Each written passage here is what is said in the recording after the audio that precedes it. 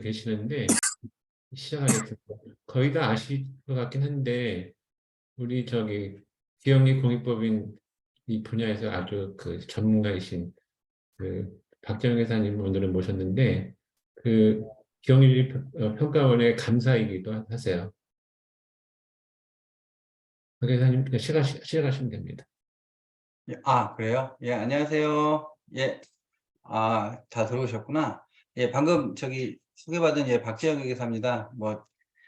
전문가라고는 하는데요. 그렇게 아는지는 잘 모르겠네요. 아무튼, 제가 아는 내용으로 해서, 상증세법 제48조와 관련된 이야기를 이제 좀 할 거예요. 근데 48조는 이제 아시다시피, 이제 공익법인의 과세가액 증여세 과세가액 불산익과 관련된 이야기라서 이제 그 부분이 가장 좀 메인이 되다 보니까 주로 이제 48조와 관련해서 한번 짧게 한번 살펴보도록 하겠습니다. 자, 화면 공유를 해드릴게요.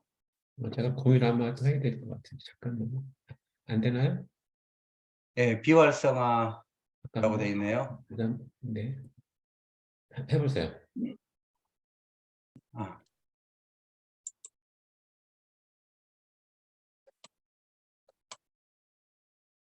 예, 다 보이시나요? 예, 보이시면 예, 시작할까요? 네,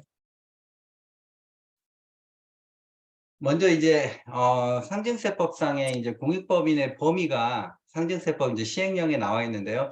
이 상증세법상의 공익법인이 갖는 의미는 이제 상당히 중요하죠. 왜냐하면 우리가 법인세법이나 소득세법을 보면 기부금 단체를 열거를 해놨어요. 법인세법에서 이런 단체는 이제 특례기부금 단체다. 이런 기부금은 특례기부금이다. 또는 이런 단체는 일반 기부금 단체다. 이런 단체는, 이런 기부금은 일반 기부금이다. 이렇게 열거를 해놨는데, 법인세법이나 소득세법에서 이제 열거되어 있는 이런 기부금 단체들은, 어떻게 보면 기부자를 위한 거거든요. 기부자를 위한. 법인이 기부했을 때, 개인이 기부했을 때, 자, 이런 단체들에게 기부를 해야 세제 혜택이 있다라는 거를 이제 규정한 겁니다. 그러니까 그 기부를 받는 어떤 그 법인의 입장보다는 기부를 하는 기부자의 입장으로서 이런 단체들에게 내가 기부를 해야 기부금에 대해서 세제 혜택을 받을 수 있구나라는 이제 그걸 알려주기 위한 어떤 규정이라고 보면 정작 이제 상증세법에 나와 있는 이 공익법인이라고 하는 것은 그러면 이제 그런 단체들이라든가 또 아니면 그런 단체가 아닌 다른 단체들이 누군가에게 기부를 받았을 때 그 기부와 관련된 세금 문제가 어떻게 되느냐라는 것을 이제 규정한 게 이제 상증세법이라고 볼 수 있고 거기에서 기본적으로 비영리법인이 기부를 받으면 증여세를 내야 되는 이제 세제상의 문제가 있는데 공익법인, 상증세법상의 공익법인에 해당한다면 그런 공익법인에게는 증여세 과세가액 불산임이라는 혜택을 주겠다라는 취지가 이제 상증세법에 나와 있고 그게 오늘 저희가 이제 살펴볼 이제 그런 내용이거든요. 그래서 이 공익법인이라는 것이 갖는 의미가 이제 굉장히 상증세법에서는 중요합니다. 증여세 문제와 직접적으로 관련이 있기 때문에 요건 이제 기부자보다는 기부를 받는 그런 단체의 입장에서 상당히 이제 중요한 그런 어떤 의미를 갖게 된다라고 하는 건데 그래서 공익법인 등이 도대체 어떤 증여세 문제와 관련해서 세제 혜택을 받을 수 있는 공익법인이 어떤 공익법인들이 있는가가 이제 상증세법 시행령 12조에 나와 있습니다. 그래서 12조에 이렇게 열거가 쭉 되어 있죠. 이런 사업을 하는 그런 단체들을 이제 공익법인 등이라고 해서 규정을 하고 있는데요.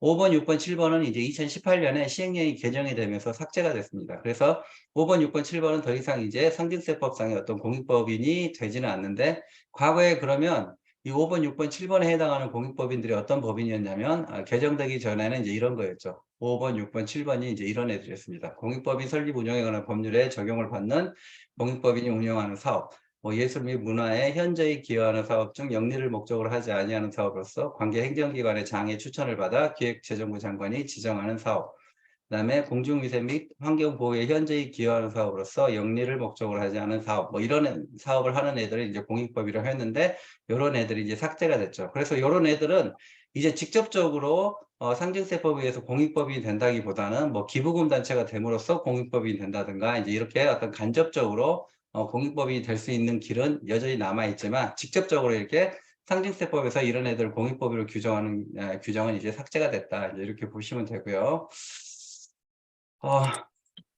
이렇게 이제 상증세법상 공익법인과 관련해서 직접적인 그 혜택이 뭐냐라고 하면 이제 가장 중요한 거죠. 48조에 나와 있는 증여세, 과세가액 불산입이다라고 하는 건데, 요거는 이제 많은 우리가 이제 실무적으로 이야기를 할 때 많이들 그냥 비과세, 뭐 증여세, 비과세 이런 이야기를 하는데, 상증세법적인 관점에서 봤을 때 이제 비과세라는 용어하고는 분명히 구분이 되는 용어입니다. 증여세, 과세가액 불산이 우리가 뭐 그냥 일반인들을 상대로 할 때는 뭐 증여세, 비과세 이렇게 실무적으로 이야기하지만 상징세법 안에서 어떤 좀 엄밀하게 보자면 증여세, 과세가액 불산임이라는 용어는 비과세라는 용어하고는 분명히 구분돼서 사용이 돼요.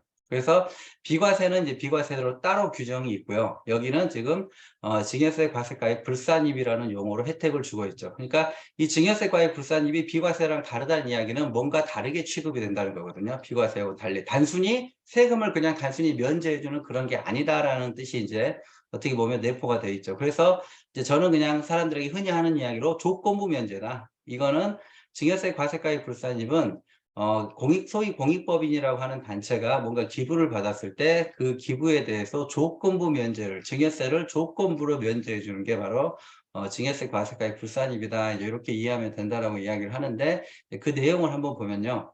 48조를 직접 이제 여러분에게 소개를 하면 공익법인 등이 출연받은 재산의 가액은 증여세, 과세가액에 산입하지 아니한다라고 이제 이렇게 되어 있죠. 그래서 이 말을 통해서 증여를 받으면 증여 과세가액이 결정이 되고 그 과세가액을 기준으로 해서 이제 증여세를 부과하게 되는데 과세가액에 산입을 하지 않기 때문에 이제 증여세를 산출할 과세가액이 나오지가 않는 거죠. 그래서 이제 증여세가 면제되는 효과를 가져오는데 근데 이거는 조건부 면제다라고 하는 거죠. 왜냐하면 공익법인이기 때문에 공익적인 사업을 하는데 지장이 없도록 하기 위해서 기부금에 대해서 증여세를 과세하지 않았는데 향후에 이제 사후관리를 통해서 그 증여받은 금품을 가지고 공익목적 사업 외에 썼다든가 공익목적으로 사용하지 않았다든가 했을 때는 사후적으로 증여세라든가 가산세를 추징을 합니다. 그렇기 때문에 그래서 이제 비과세하고는 다르다 우리가 이야기를 하죠.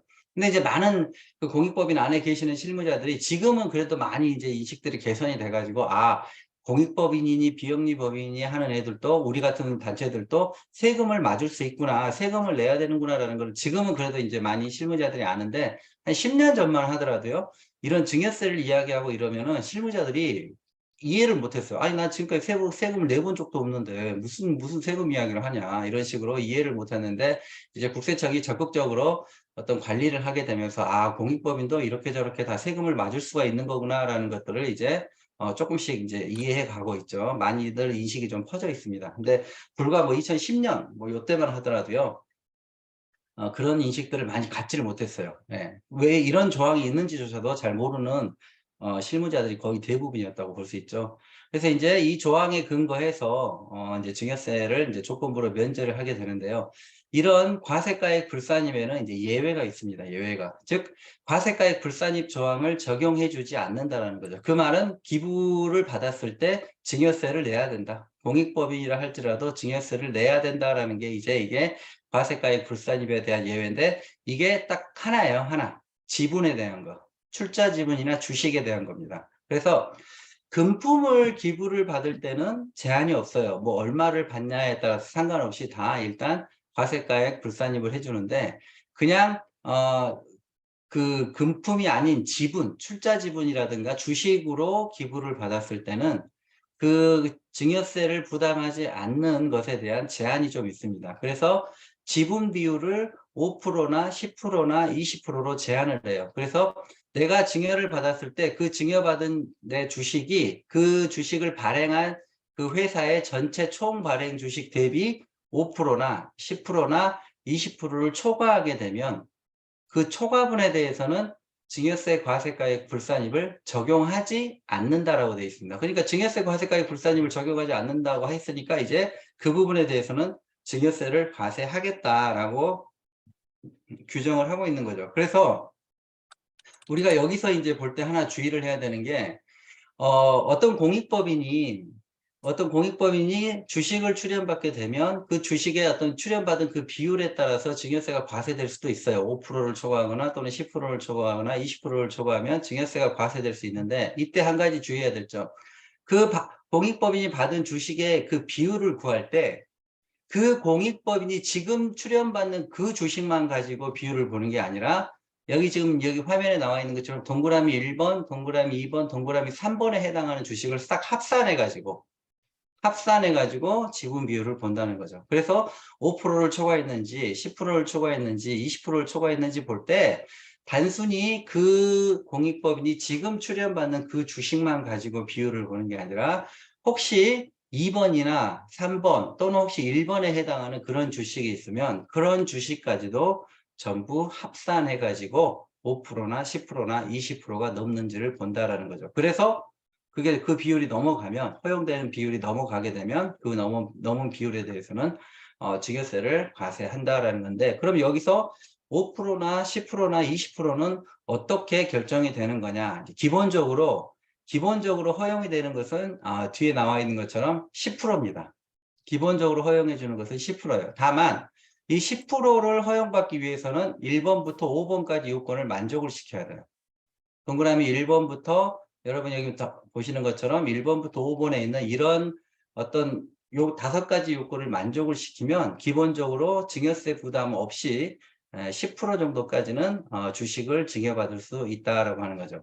그러면 이 5가지 요건을 만족시키지 못하면 어떻게 됩니까? 그때는 5%만 허용을 해줍니다. 그래서 5%만 증여세 없이 증여받을 수 있도록 이제 허용을 해줍니다. 그게 바로 이제 5%죠. 그래서 기본적으로는 이 5가지를 만족시키면 10%, 그렇지 않으면 이제 5%만 허용을 해주고요.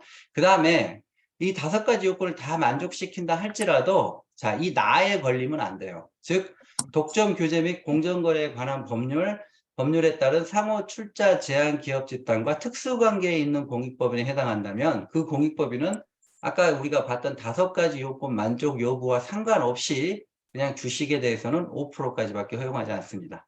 증여세 없이 증여받을 수 있는 주식의 비율이 5%밖에 안 되고요. 그 다음에 그러니까 일단 나에 걸리면 뭐 요건을 만족하고 안 하고 그런 거와 상관없이 그냥 무조건 5%밖에 증여세 부담 없이 받을 수 있는 지분 비율은 5%밖에 안 된다. 이렇게 생각하시면 되고요. 그 다음에 20%까지 허용해주는 어떤 공익법인들에게 허용해주냐. 아까 저희가 방금 봤던 그 동그라미 1번부터 5번까지 요건을 다 만족시키면서 추가적으로 여기 가에 있는 동그라미 1, 2번을 만족시키는 공익법인들. 그런 공익법인들은 20%까지 증여세 부담 없이 지분을 받을 수 있다. 지분을 증여받을 수 있다. 이렇게 이해하시면 되는데요. 추가적인 요건이라는 게 의결권을 행사하지 않아야 된다. 의결권을 행사하지 않아야 된다. 두 번째, 목적 사업이 자선이라든가 장학 또는 사회복지여야 된다라는 거죠. 이 2가지 요건을 추가적으로 만족시키면 그때는 20%까지 증여세 부담 없이 주식을 증여를 받을 수 있다. 이때 출연받은 주식 등의 의결권을 행사하지 아니한다라는 것은 그러면 어떻게 할까? 이거는 미래에 행사할지 안 할지를 봐야 되는 건데 이걸 어떻게 얘네들이 행사하지 않는다라는 걸 어떻게 알고 미리 20%를 허용해 줄까라고 하는데 이제 상증세법에 보면 정관에다 명시하도록 되어 있습니다. 그 공익법인의 정관에다가 출연받은 주식에 대해서 의결권을 행사하지 아니한다라는 규정을 정관에 넣어놓으면 일단 그거를 가지고 얘네들은 주식이 있어도 의결권 행사하지 않겠구나라고 인정해서 20%까지는 허용해주는 이제 그런 제도로 가고 있다. 이렇게 이해하시면 되고요. 요게 이제 첫 번째 주식과 관련된 이야기다. 주식을 직접 출연받았을 때 증여세 과세가액 불산입의 예외를 이제 적용하는 그런 경우다. 이제 이렇게 보시면 되고요. 이때 발행주식 총수를 분모로 하고 그 회사의 발행주식 총수를 분모로 하는데 이때 분모에는요.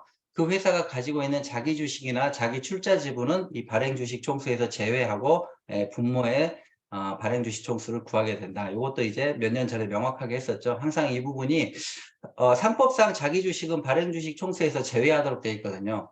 근데 세법에서는 발행주식 총수라고 하면 이야기해놓고 명확하게 자기 주식을 이 총수에서 제외하지 않는지가 불분명해가지고 이제 자꾸 그런 어떤 건의들이 나오다 보니까 이제 불과 한 몇 년 전에 이 자기 주식과 자기 출자 지분은 이 발행 주식 총수에서 제외한다고 이제 명시를 하면서 이제 개정이 됐죠. 그래서 이렇게 발행 주식 총수에는 요것들을 제외하고 이 발행 주식 총수 대비 이 법인이 가지고 있는 주식의 비율이 어떻게 되느냐, 그걸 가지고 이제 증여세 과세 여부를 결정하게 된다. 이게 첫 번째 불산입과 관련된 예외고요. 두 번째, 그러다 보니까 이제 어떤 일들이 생겼느냐, 잘은 모르겠지만 그런 일들이 있었던 것 같아요. 이 규정을 보니까. 제가 그런 사례를 직접 본 건 아닌데, 그러니까 이제 주식을 직접 증여받지 않고 금품을 먼저 증여받은 다음에 그 금품으로 어떤 회사의 주식을 매입하는, 소위 말하는 그걸 취득하는 이제 그런 경우들이 생겼던 것 같아요. 그러니까 지금 방금 우리가 봤던 조항은 내가 주식이나 출자 지분을 직접 증여받을 때거든요. 근데 증여받은 금품을 가지고 그걸 취득할 때는 그런 조항이, 만약에 이런 조항이 지금 없다면, 현재 우리가 보고자 하는 조항이 없다면, 이제 일반 공익법인들이 그러면 내가 금품을 증여받아 가지고 이걸로 주식을 사면 되겠네, 거기에 대해서는 뭐 5%니 10%니 20%니 이런 제한이 없으니까 이걸 사면 되겠네 하고 이제 어떤 편법들을 쓸 수가 있어가지고 추가로 이제 이런 조항이 있는 것 같아요. 그래서 출연받은 재산이나 출연받은 재산의 매각대금, 이 매각대금을 가지고 혹시 또 주식을 취득하게 되면 똑같이 앞에서 우리가 봤던 출자 지분을 직접 증여받는 것처럼 똑같이 비율 제한을 두겠다. 그래서 5%나 10%나 20% 제한을 둬서 출연받은 재산으로 취득한 주식이 전체 발행 주식 총수 대비 5%나 10%나 20%를 넘어가게 되면 그 5%나 10%나 20%를 넘어가는 주식을 취득하는 데 사용된 금품에 대해서는 증여세를 추징하겠다. 이렇게 이제 이야기를 하고 있죠. 이때도 마찬가지입니다. 이 공익법인이 어떤 주식을 취득했을 때 그 취득한 주식만 가지고 지분 비율이 5%인지 10%인지 20%인지를 보는 게 아니라 여기 보시는 것처럼 동그라미 1, 2, 3에 해당하는 그런 주식들까지 다 포함해서 지금 이 공익법인이 취득한 주식의 비율이 몇 프로지? 라는 것을 계산을 한다는 거죠. 그러니까 공익법인 입장에서는 어떤 경우에는 되게 억울할 수가 있어요. 예를 들면 내가 지금 어떤 주식을 취득하거나 어떤 주식을 지금 증여를 받았어요. 그런데 내가 지금 증여받은 이 주식만 갖고 5%, 10%를 보는 게 아니라, 예를 들면 동그라미 2에 해당하는 주식, 나한테 지금 주식을 출연한 어떤 사람이 나 외에 다른 공익법인에다 나한테 주는 동일한 주식을 또 출연을 했어. 그러면은 내 지분 비율 5%, 10%를 따질 때 5%를 넘는지 10%를 넘는지 또는 20%를 넘는지를 따질 때 내가 받은 것만 갖고 보는 게 아니라 그 나한테 주식을 출연했던 자가 다른 공익법인에다 준 동일한 주식까지 합쳐가지고 본다는 거예요. 지분 비율을. 두 개를 합쳐가지고 내 지분 비율이 5%가 넘어가는지 10%가 넘어가는지 20%가 넘어가는지를 보겠다라고 하는 거라서, 실무적으로 봤을 때 그러면 이런 거에 대해서 우리가 증여세 과세를 안 당하려면 어떻게 되냐면, 내가 주식을 출연받을 때는 그 출연자에게 확인을 해야 되는 거예요. 혹시 다른 다른 법인에다도 이 동일한 주식을 주신 게 있나요? 뭐 이런 식으로 확인을 해야 되는데, 그게 과연 실무적으로 얼마나 용이할까, 그런 부분이 있어서 그냥 별 생각 없이 이렇게 받았다가 간혹 다른 공익법인도 동일한 출연자가 다른 공익법인에 준 게 있네 해가지고 이렇게 증여세를 이렇게 부과당하는 게 종종 한 번씩 있었던 것 같아요, 과거에. 그래서 이제 그렇게 되는 경우가 있어서 주식을 출연받거나 또는 출연받은 금품을 가지고 주식을 취득할 때는 좀 특별히 유의할 필요가 있다라고 이제 하는 겁니다. 그런데 이렇게 5%, 10%, 기본적으로 20% 룰을 가지고 이제 공익법인이 출연받는 또는 이제 출연받은 재산으로 주식을 취득하는 것을 제한하는데, 그 제한에 대한 또 예외가 있습니다. 이 말은 무슨 말이죠? 제한에 대한 예외는 몇 프로의 지분을 취득하든지 간에 또는 출연받든지 간에 그 공익법인은 지분 비율에 상관없이 무조건 다 그 지분에 대해서 증여세 과세가액 불산입을 적용해주는 공익법인들이 있습니다. 그래서 주식을 직접 출연받는 경우에는요, 가와 나와 다에 해당하는 공익법인이 주식을 직접 출연받을 때는 방금 우리가 앞에서 봤던 5%니 10%니 20%니 하는 그런 룰을 적용하지 않습니다. 그러니까 가와 나와 다에 해당하는 공익법인이 주식 등을 직접 출연받을 때는 출연받은 주식의 비율이 몇 프로든지 간에 상관없이 그 전체 주식에 대해서 증여세 과세가액 불산입을 적용을 해줍니다. 그러니까 지분 비율이 뭐 30%가 되든 40%가 되든 50%가 되든 상관없이 이제 이런 가나 나나 다에 해당하는 공익법인들은 증여세를 면제받을 수 있다. 증여세를 내지 않을 수 있다라고 하는 겁니다. 요게 주식을 직접 출연받을 때 지분 비율에 제한이 없는 공익법인이 가와 나와 다고요. 그러면 출연받은 금품으로 주식을 취득하는 경우는 어떤가? 그때는 조금 달라요. 동그라미 1, 2, 3번과 같은 법인에게 출연받은 재산이나 혹은 매각대금으로 주식을 취득했을 때 그 취득하는 비율이 5%나 10%나 20%인데 상관없이 그냥 얼마를 취득해도 증여세를 부과하지 않는 공익법인은 이제 동그라미 1번, 동그라미 2번, 동그라미 3번과 같은 공익법인들에게 이제 지분 비율과 상관없이 얼마를 취득해도 증여세를 부과하지 않는다 이렇게 되어 있죠. 그래서 1번과 동그라미 1번과 2번은요. 앞에서 본 여기랑 똑같아요. 여기 있는 10% 보유 요건을 충족한 공익법인 등으로서 이게 이제 가에 해당하는 거고요. 그다음에 동그라미 2번은 여기 다에 해당하는 겁니다. 즉 나만 빠지는 거예요. 주식을 출연받은 재산으로 주식을 취득하는 경우에 지분 그 비율에 대해서 제한을 두지 않는 것은 이 나만 달라져요. 나 대신에 이제 산하경력단이 좀 들어오죠. 그래서 이렇게 출연받은 재산이나 혹은 매각대금으로 주식을 취득하는 경우에 지분 비율에 제한이 없는 경우는 동그라미 1, 2, 3번과 같은 그런 공익법인들에게 지분 비율에 제한 없이 취득 증여세를 면제해주고 있다. 이렇게 이제 이해하시면 됩니다.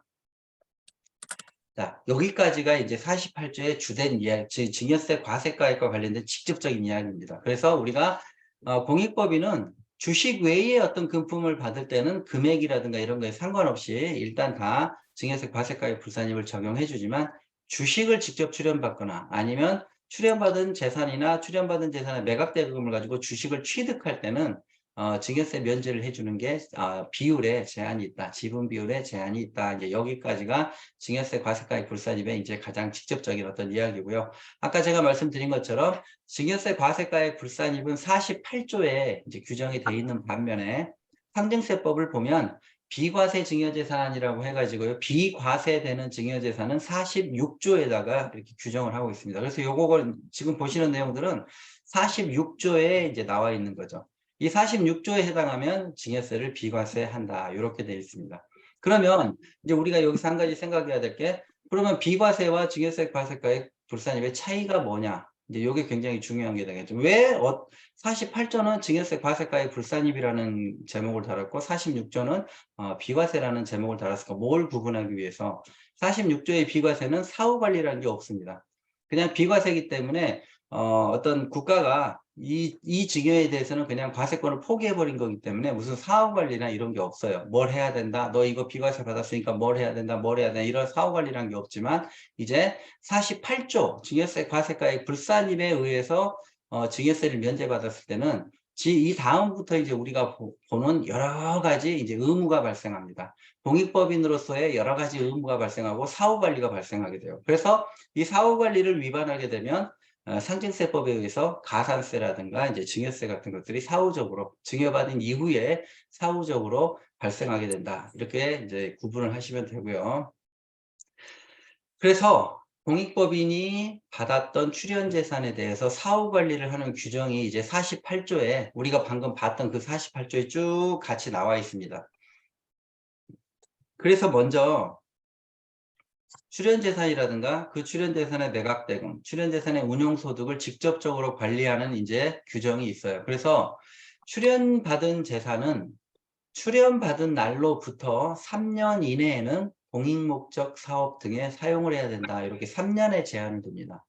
그래서 너가 재산을 출연받았으면 증여세 과세가액 불산입을 일단 적용해 줄게. 그런데 너가 출연받은 재산은 3년 이내에는 공익목적 사업 등에 사용해야 된다. 이렇게 이야기를 하고 있고요. 두 번째, 우리가 어떤 공익법이 재산을 출연받으면 그 출연받은 재산이 현금일 때는 직접적으로 공익목적 사업에 사용하기가 용이해요. 그렇죠? 뭐 물건을 산다든가 뭐 비용으로 지출한다든가 이렇게 직접적으로 공익목적에 사용하기가 용이한데 현금이 아닌 뭐 부동산이라든가 이런 현물로 받았을 때는 그것들을 직접적으로 공익목적 사업에 사용하기가 좀 애매한 경우들이 있어요. 그럴 때는 팔 수 있겠죠. 공익법인이 그걸 팔아가지고 현금화해서 그걸 사용할 수도 있겠죠. 자, 이렇게 뭔가 출연재산을 팔았을 때 거기서 발생하는 금품을 이제 상증세법은 출연재산의 매각대금이다 이렇게 이야기합니다. 그래서 그 매각대금도 관리를 해요. 출연재산과 동일하게 관리를 합니다. 어차피 그 본질이 출연재산이기 때문에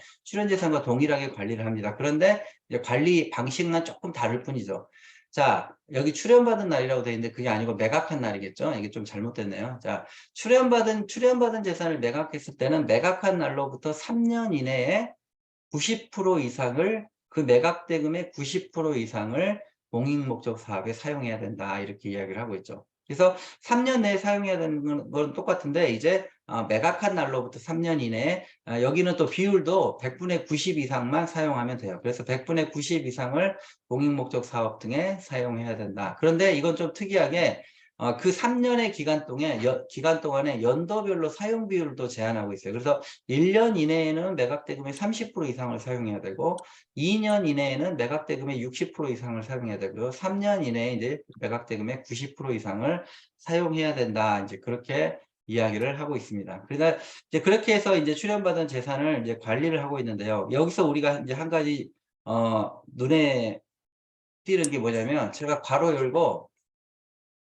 수익사업용으로 운영 가능, 수익사업용으로 운영 가능 이렇게 써놨어요. 그러니까 이 출연받은 재산이나 출연받은 매각대금은 이 직접 공익목적 사업에 사용한다는 것이 이 출연재산이나 출연재산의 매각대금을 수익용으로 운영하거나 또는 수익사업에 사용하는 것도 공익목적 사업에 사용한 걸로 인정을 해줍니다. 일단은. 예를 들어서 내가 3억을 출연받았어요. 근데 이 3억을 직접 공익목적 사업 비용으로 지출하는 건 당연히 뭐 인정이 되는 건데 요거를 정기예금에 넣어서 이자를 받기 위해서 이자 수익을 내기 위해서 정기예금에 넣으면 그 3억을 일단은 공익목적 사업에 사용한 걸로 인정을 해준다는 거예요. 그걸 의미하는 게 바로 수익용 또는 수익사업용으로 운영할 수 있다라는 겁니다. 그래서 그렇게 운용을 하더라도 그건 일단 공익목적 사업에 사용한 것으로 봐준다. 그럼 이제 그렇게 인정을 해주다 보니까 그러면 이제 들으시는 분들 머릿속에서 아니 그게 무슨 공익목적에 사용한 거야? 그럼 자기들 돈 벌려고 사용한 건데 돈 벌기 위해서 사용한 것을 공익목적에 사용한 걸로 인정을 해주면 어떡하지? 라고 하는데 자 그래서 그 돈 버는 데 사용한 것에 대해서 이제 규제를 하기 위해서 바로 이제 세 번째가 나오는 거죠. 출연재산의 운용소득. 이래서 출연재산이라든가 매각대금을 수익용으로 운용을 하면 거기서 뭔가 과실이 생기겠죠. 소득이 생기겠죠. 이제 그거를 상증세법은 운용소득이라고 합니다. 그래서 이 운용소득을 관리하는 거예요. 자, 너가 그걸 수익용으로 썼으면 이제 거기서 운용소득이라는 게 발생했을 텐데 그러면 이제 그 운용소득을 반드시 직접 공익목적 사업에 써라. 이런 식으로 이제 관리를 하고 있습니다. 그러니까 3억을 정기예금에 넣어. 그럼 일단 출연받은 재산 3억은 쓴 걸로 오케이를 해줍니다. 그런 대신에 그 3억에서 이자가 발생하면 그 이자는 운용소득이 되는 거예요. 그래서 운용소득은 이제 우리가 반드시 공익목적 사업에 써줘야 된다. 그래서 1년 이내 운용소득이 발생한 사업연도 종료일로부터 1년 이내에 그 운용소득의 80% 이상을 직접 공익목적 사업에 사용해야 된다. 이렇게 제한을 두고 있죠. 그래서 이 세 가지 형태로 해서 출연받은 재산을 사후관리를 하고 있다. 이때 여기 세 번째 보시면 이 세 번째에는 수익사업용으로 운용 가능이라는 괄호가 없어요. 여기와 여기에서는 수익사업용 또는 수익용으로 운영 가능이라고 이렇게 괄호가 되어 있지만 여기에는 그런 말이 없습니다. 그렇죠? 그 말은 무슨 말이냐? 운용소득은 또 수익용으로 운영하지 말고 직접 공익목적 사업에 쓰라는 의도죠. 그거는 이제 최소한 원본은 운영을 했으니까 최소한 거기서 발생한 운용소득은 이제 또 그걸 수익용으로 운영하지 말고 공익목적 사업에 직접 사용해라. 이제 그렇게 법이 의도를 하고 있다라고 이해를 하시면 될 것 같아요. 그럼 이런 것들을 각각 위반하면 이제 어떻게 될까? 이거를 3년 이내에 써야 되고 뭐 이렇게 여러 가지 것들이 있는데 이런 것들을 위반하게 되면 각각의 사유에 대해서 이제 가산세나 증여세를 부과하게 된다. 이게 이제 위반시 추징상이 바로 그런 겁니다. 그래서 나중에라도 어떤 이런 사후관리 위배를 하게 되면 증여세라든가 가산세가 추징되게 된다라고 하는 겁니다. 그래서 어떤 때는 가산세, 어떤 때는 증여세 이런 것들이 공익법인에게 부과된다. 이걸 우리가 좀 잘 알아야 되는데 안타깝게도 많은 실무자들이 옛날에 이런 걸 잘 몰랐어요. 그리고 그냥 자기들이 쓰면 그게 다 공익목적 사업에 쓴다고 생각을 한 거예요. 자기들이 뭔가를 위해서 사용하면 그건 다 100% 공익목적 사업에 사용하는 거다. 이제 이렇게 생각을 했는데 요새 이제 종종 그런 이야기들이 이제 한 번씩 들려오죠. 잘못 사용해서 이게 공익목적 사업 외에 사용한 거라고 보고 국세청에서 이제 증여세를 추징하는 사례들이 종종 이제 들려오고 있죠. 그래서 이런 점들에 유의를 해서 우리가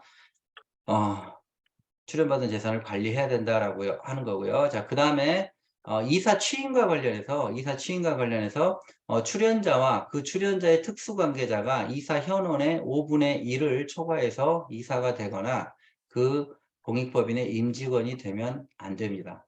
자, 근데 물론 이거는요, 법적으로 좀 들어가서 엄밀하게 보면 이 조항은 모든 공익법인에게 이런 제한을 둔다기보다 이제 시행령 쪽에 보면 몇 가지 한 네다섯 조항을 놓고 한 네다섯 가지 정도에 해당하는 공익법인만 이 이사 취임 5분의 1에 제한을 두고 있어요. 근데 네다섯 가지 정도 조항이 있는데 이 조항을 좀 자세히 살펴보면 정확히 뜻을 좀 알기 어려운 좀 조항이긴 한데 그래도 이렇게 보면 거의 대부분 공익법인들이 다 거기 안에 들어갈 가능성이 높아요. 거의 대부분의 많은 공익법인들이 그 조항 안에 들어갈 가능성이 매우 높습니다. 그래서 그냥 우리가 일반적으로 이야기할 때 그냥 공익법인은 출연자와 그 출연자의 특수관계자가 이사 현원의 5분의 1을 초과해서 이사가 되면 안 됩니다라고 우리가 이제 그냥 일반적으로 이야기를 좀 하는데 실은 엄밀히 들어가면 시행령 쪽에 들어가면 한 5개 정도를 이렇게 이런 공익법인들이다라고 여기 이 제한을 받는 공익법인 열건을 해놨는데 100%라고 우리가 100%까지라고는 자신할 수 없지만 모든 공익법이 다 그 동그라미 5개 안에 들어간다라고까지는 자신 있게 이야기를 못하지만 대부분의 공익법인들이 거기에 들어갈 걸로 추정이 돼서 그냥 일반적인 것처럼 공익법인은 이사 현원의 5분의 1을 넘어가면 안 돼요. 누가? 출연자나 그 출연자의 특수관계인이 이사 현원의 5분의 1을 넘어가면 안 됩니다라고 이야기를 하고 있고요. 근데 또 재밌는 거는 이사 같은 경우에는 5분의 1까지는 그럼 허용한다는 거예요. 그러니까 5분의 1을 초과하면 안 된다고 했으니까 5분의 1까지는 허용한다는 거거든요. 출연자나 어떤 출연자의 특수관계자가 그 해당 공익법인의 5분의 1 정도까지는 이사가 되는 것을 허용한다는 거예요. 근데 재밌는 것은 이사 외의 임원이나 직원에 대해서는 무슨 5분의 1이니 이런 제한이 아니라 그냥 단 한 명도 안 돼요. 단 한 명도. 그래서 초과의 이사가 되거나 임직원이 되지 아니할 것을 했을 때 이 임직원은 무슨 5분의 1 이게 아니라 단 한 명, 이사를 제외한 다른 임직원은 단 한 명이라도 그 공익법인에 있으면 안 되는 것으로 이렇게 이야기를 하고 있습니다. 그래서 만약에 요거를 우리가 위배하게 되면 어기게 되면 어떻게 될까요? 거기에 대해서 가산세를 부과합니다. 그래서 최근에도 몇 년 사이에도 제가 아는 공익법인들도 여기에 지금 어긋나가지고 여기를 위배해가지고 가산세를 좀 많이 맞았어요. 그럼 가산세가 어떻게 부과가 되느냐? 그 5분의 1을 초과하는 이사나 혹은 임직원에게 들어간 그 직간접 경비들, 직접 경비는 물론이고 간접 경비까지를 그대로 가산세로 부과합니다. 그러니까 뭐 급여 나간 거 있으면 급여뿐만이 아니라 그 사람 때문에 나가야 되는 무슨 차량 유지비가 있다거나 뭐 어떤 다른 간접 경비들 있잖아요. 그 사람이 있음으로써 발생하는 법인 내 어떤 간접 경비들, 그런 경비들까지도 전부 다 가산세로 그대로 부과를 합니다. 그래서 예를 들어서 다른 간접 경비는 없다고 치고 직접 경비가 매년 1억씩 들어갔어. 어떤 이사에게. 그러면 매년 1억씩 가산세를 추징을 해요. 그대로 그 사람에게 들어간 경비 그대로 가산세로 추징을 하게 된다. 이제 이런 좀 무서운 조항이고요.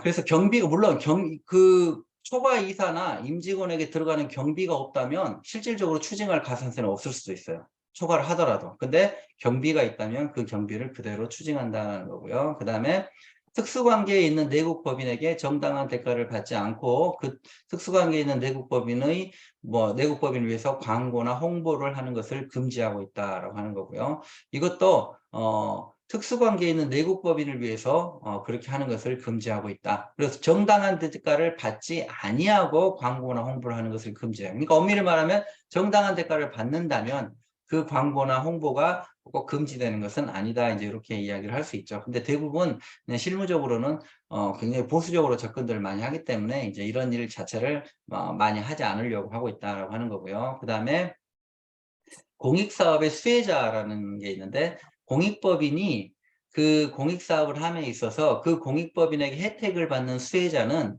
차별이 있으면 안 된다는 거죠. 즉 사회적 지위라든가 직업이라든가 근무처라든가 출생지 등에 의해서 차별을 받아서는 안 돼. 즉 그런 것들을 선발해가지고 일부에게만, 뭐 예를 들면 어떤 지위에 있는 사람에게만 준다든가, 아니면 어디에서 출생한 사람에게만 혜택을 부여한다든가, 어떤 이런 어떤 차별적인 혜택을 주면 안 되고요. 무차별적으로 해야 된다. 수혜자는 특정하면 안 된다라는 건데, 이걸 우리가 이제 그냥 흔히 실무적으로 수혜자 한정이라고 하죠. 그래서 수혜자 한정이 있으면 안 된다. 이제 그렇게 제한이 있고요. 만약에 이런 걸 어겨서 수혜자를 한정시키면 어떻게 합니까? 그 한정된 수혜자에게 나간 것은 공익목적 사업 외에 사용한 걸로 봐서 이제 증여세를 부과하는 이제 그런 조항이고요. 자, 그 다음에 출연자와 특수관계자에게 자기가 증여받은 재산을 뭐 임대차하거나 소비대차하거나 사용대차하는 방법으로 그 출연자나 특수관계자가 사용하거나 또는 수익하는 것을 금지하는 조항이 있습니다. 그래서 예를 들면 내가 출연자로부터 출연을 받은 재산이 있는데, 건물이 하나 있는데, 건물 5층짜리 건물을 하나 받았는데 1층은 출연자를 하여금 무상으로 사용하게, 그 공익법인이. 그래서 그 출연자가 엄연히 공익법인에 출연해놓고 거기 1층에 무상으로 들어와서 거기서 뭔가 사용을 하고 있거나 거기서 뭔가 수익하는 어떤 수익을 창출하는 어떤 활동을 하고 있다. 이런 식으로 무상으로 와서 혜택을 받고 있다라고 하면 그 1층에 해당하는 부분에 대해서는 이제 증여세를 과세하겠다. 이렇게 이야기를 하고 있습니다. 우리가 보통 이걸 이제 내부 거래라고 하는데요. 네, 그런 식으로 내부 거래에 대해서도 금지를 하고 있다. 이렇게 이해하시면 되고요. 그 다음에 공익법인은 해산을 하게 되면 자녀 재산을요, 다른 유사한 공익법인이나 또는 국가나 지방자치단체에 귀속하도록 하고 있습니다. 그래서 이걸 어기면 해산하는 시점에서 또 그 국가나 지방자치단체에 귀속시키지 않거나 또는 다른 공익법인에게 귀속시키지 않은 재산에 대해서 또 증여세를 부과하고 있고요. 그 다음에 우리가 아까 봤던 그 5%, 10%, 그 20% 룰과 별개로 또 그 공익법인과 특수관계에 있는 내국법인의 주식이 그 공익법인 전체 자산가액에서 차지하는 비율이 30%나 50%가 넘어가면 안 되도록 제한을 하고 있습니다. 그러니까 요거는 우리가 방금 앞에서 봤던 5%, 뭐 전체 발행 주식 총수 대비 5%, 10%, 20%를 넘어가면 증여세를 부과한다. 이것과는 완전히 좀 다른 개념이죠. 이거는 뭐냐면 어떤 공익법이 주식을 가지고 있는데 그 주식가액이 뭐 비율이 중요한 게 아니고 주식가액이 그 공익법인 전체 자산에서 차지하는 비율을 보는 겁니다. 그래서 너무 많은 비율이 주식이 너무 많은 비율을 차지하고 있으면 그것도 금지하겠다는 거죠. 근데 모든 주식은 아니고요. 공익법인과 특수관계에 있는 내국법인의 주식에 대해서 이제 이런 제한을 합니다. 그래서 공익법인과 특수관계에 있는 내국법인의 주식을 어떤 공익법인이 가지고 있는데 그 주식이 그 공익법인 전체 자산가액에서 차지하는 비율이 30%가 넘어가면 안 돼요. 근데 만약에 그 어떤 공익법인이 회계감사를 받거나 전용 계좌를 개설해서 사용하거나 결산서류 공시를 이행하는 경우에는 50%까지는 그 주식 비율이 돼도 허용을 합니다. 그 다음에 요거는요, 10% 보유 요건을 만족하지 않은 공익법인에게 이제 적용을 한다. 이제 이렇게 보시면 되고요.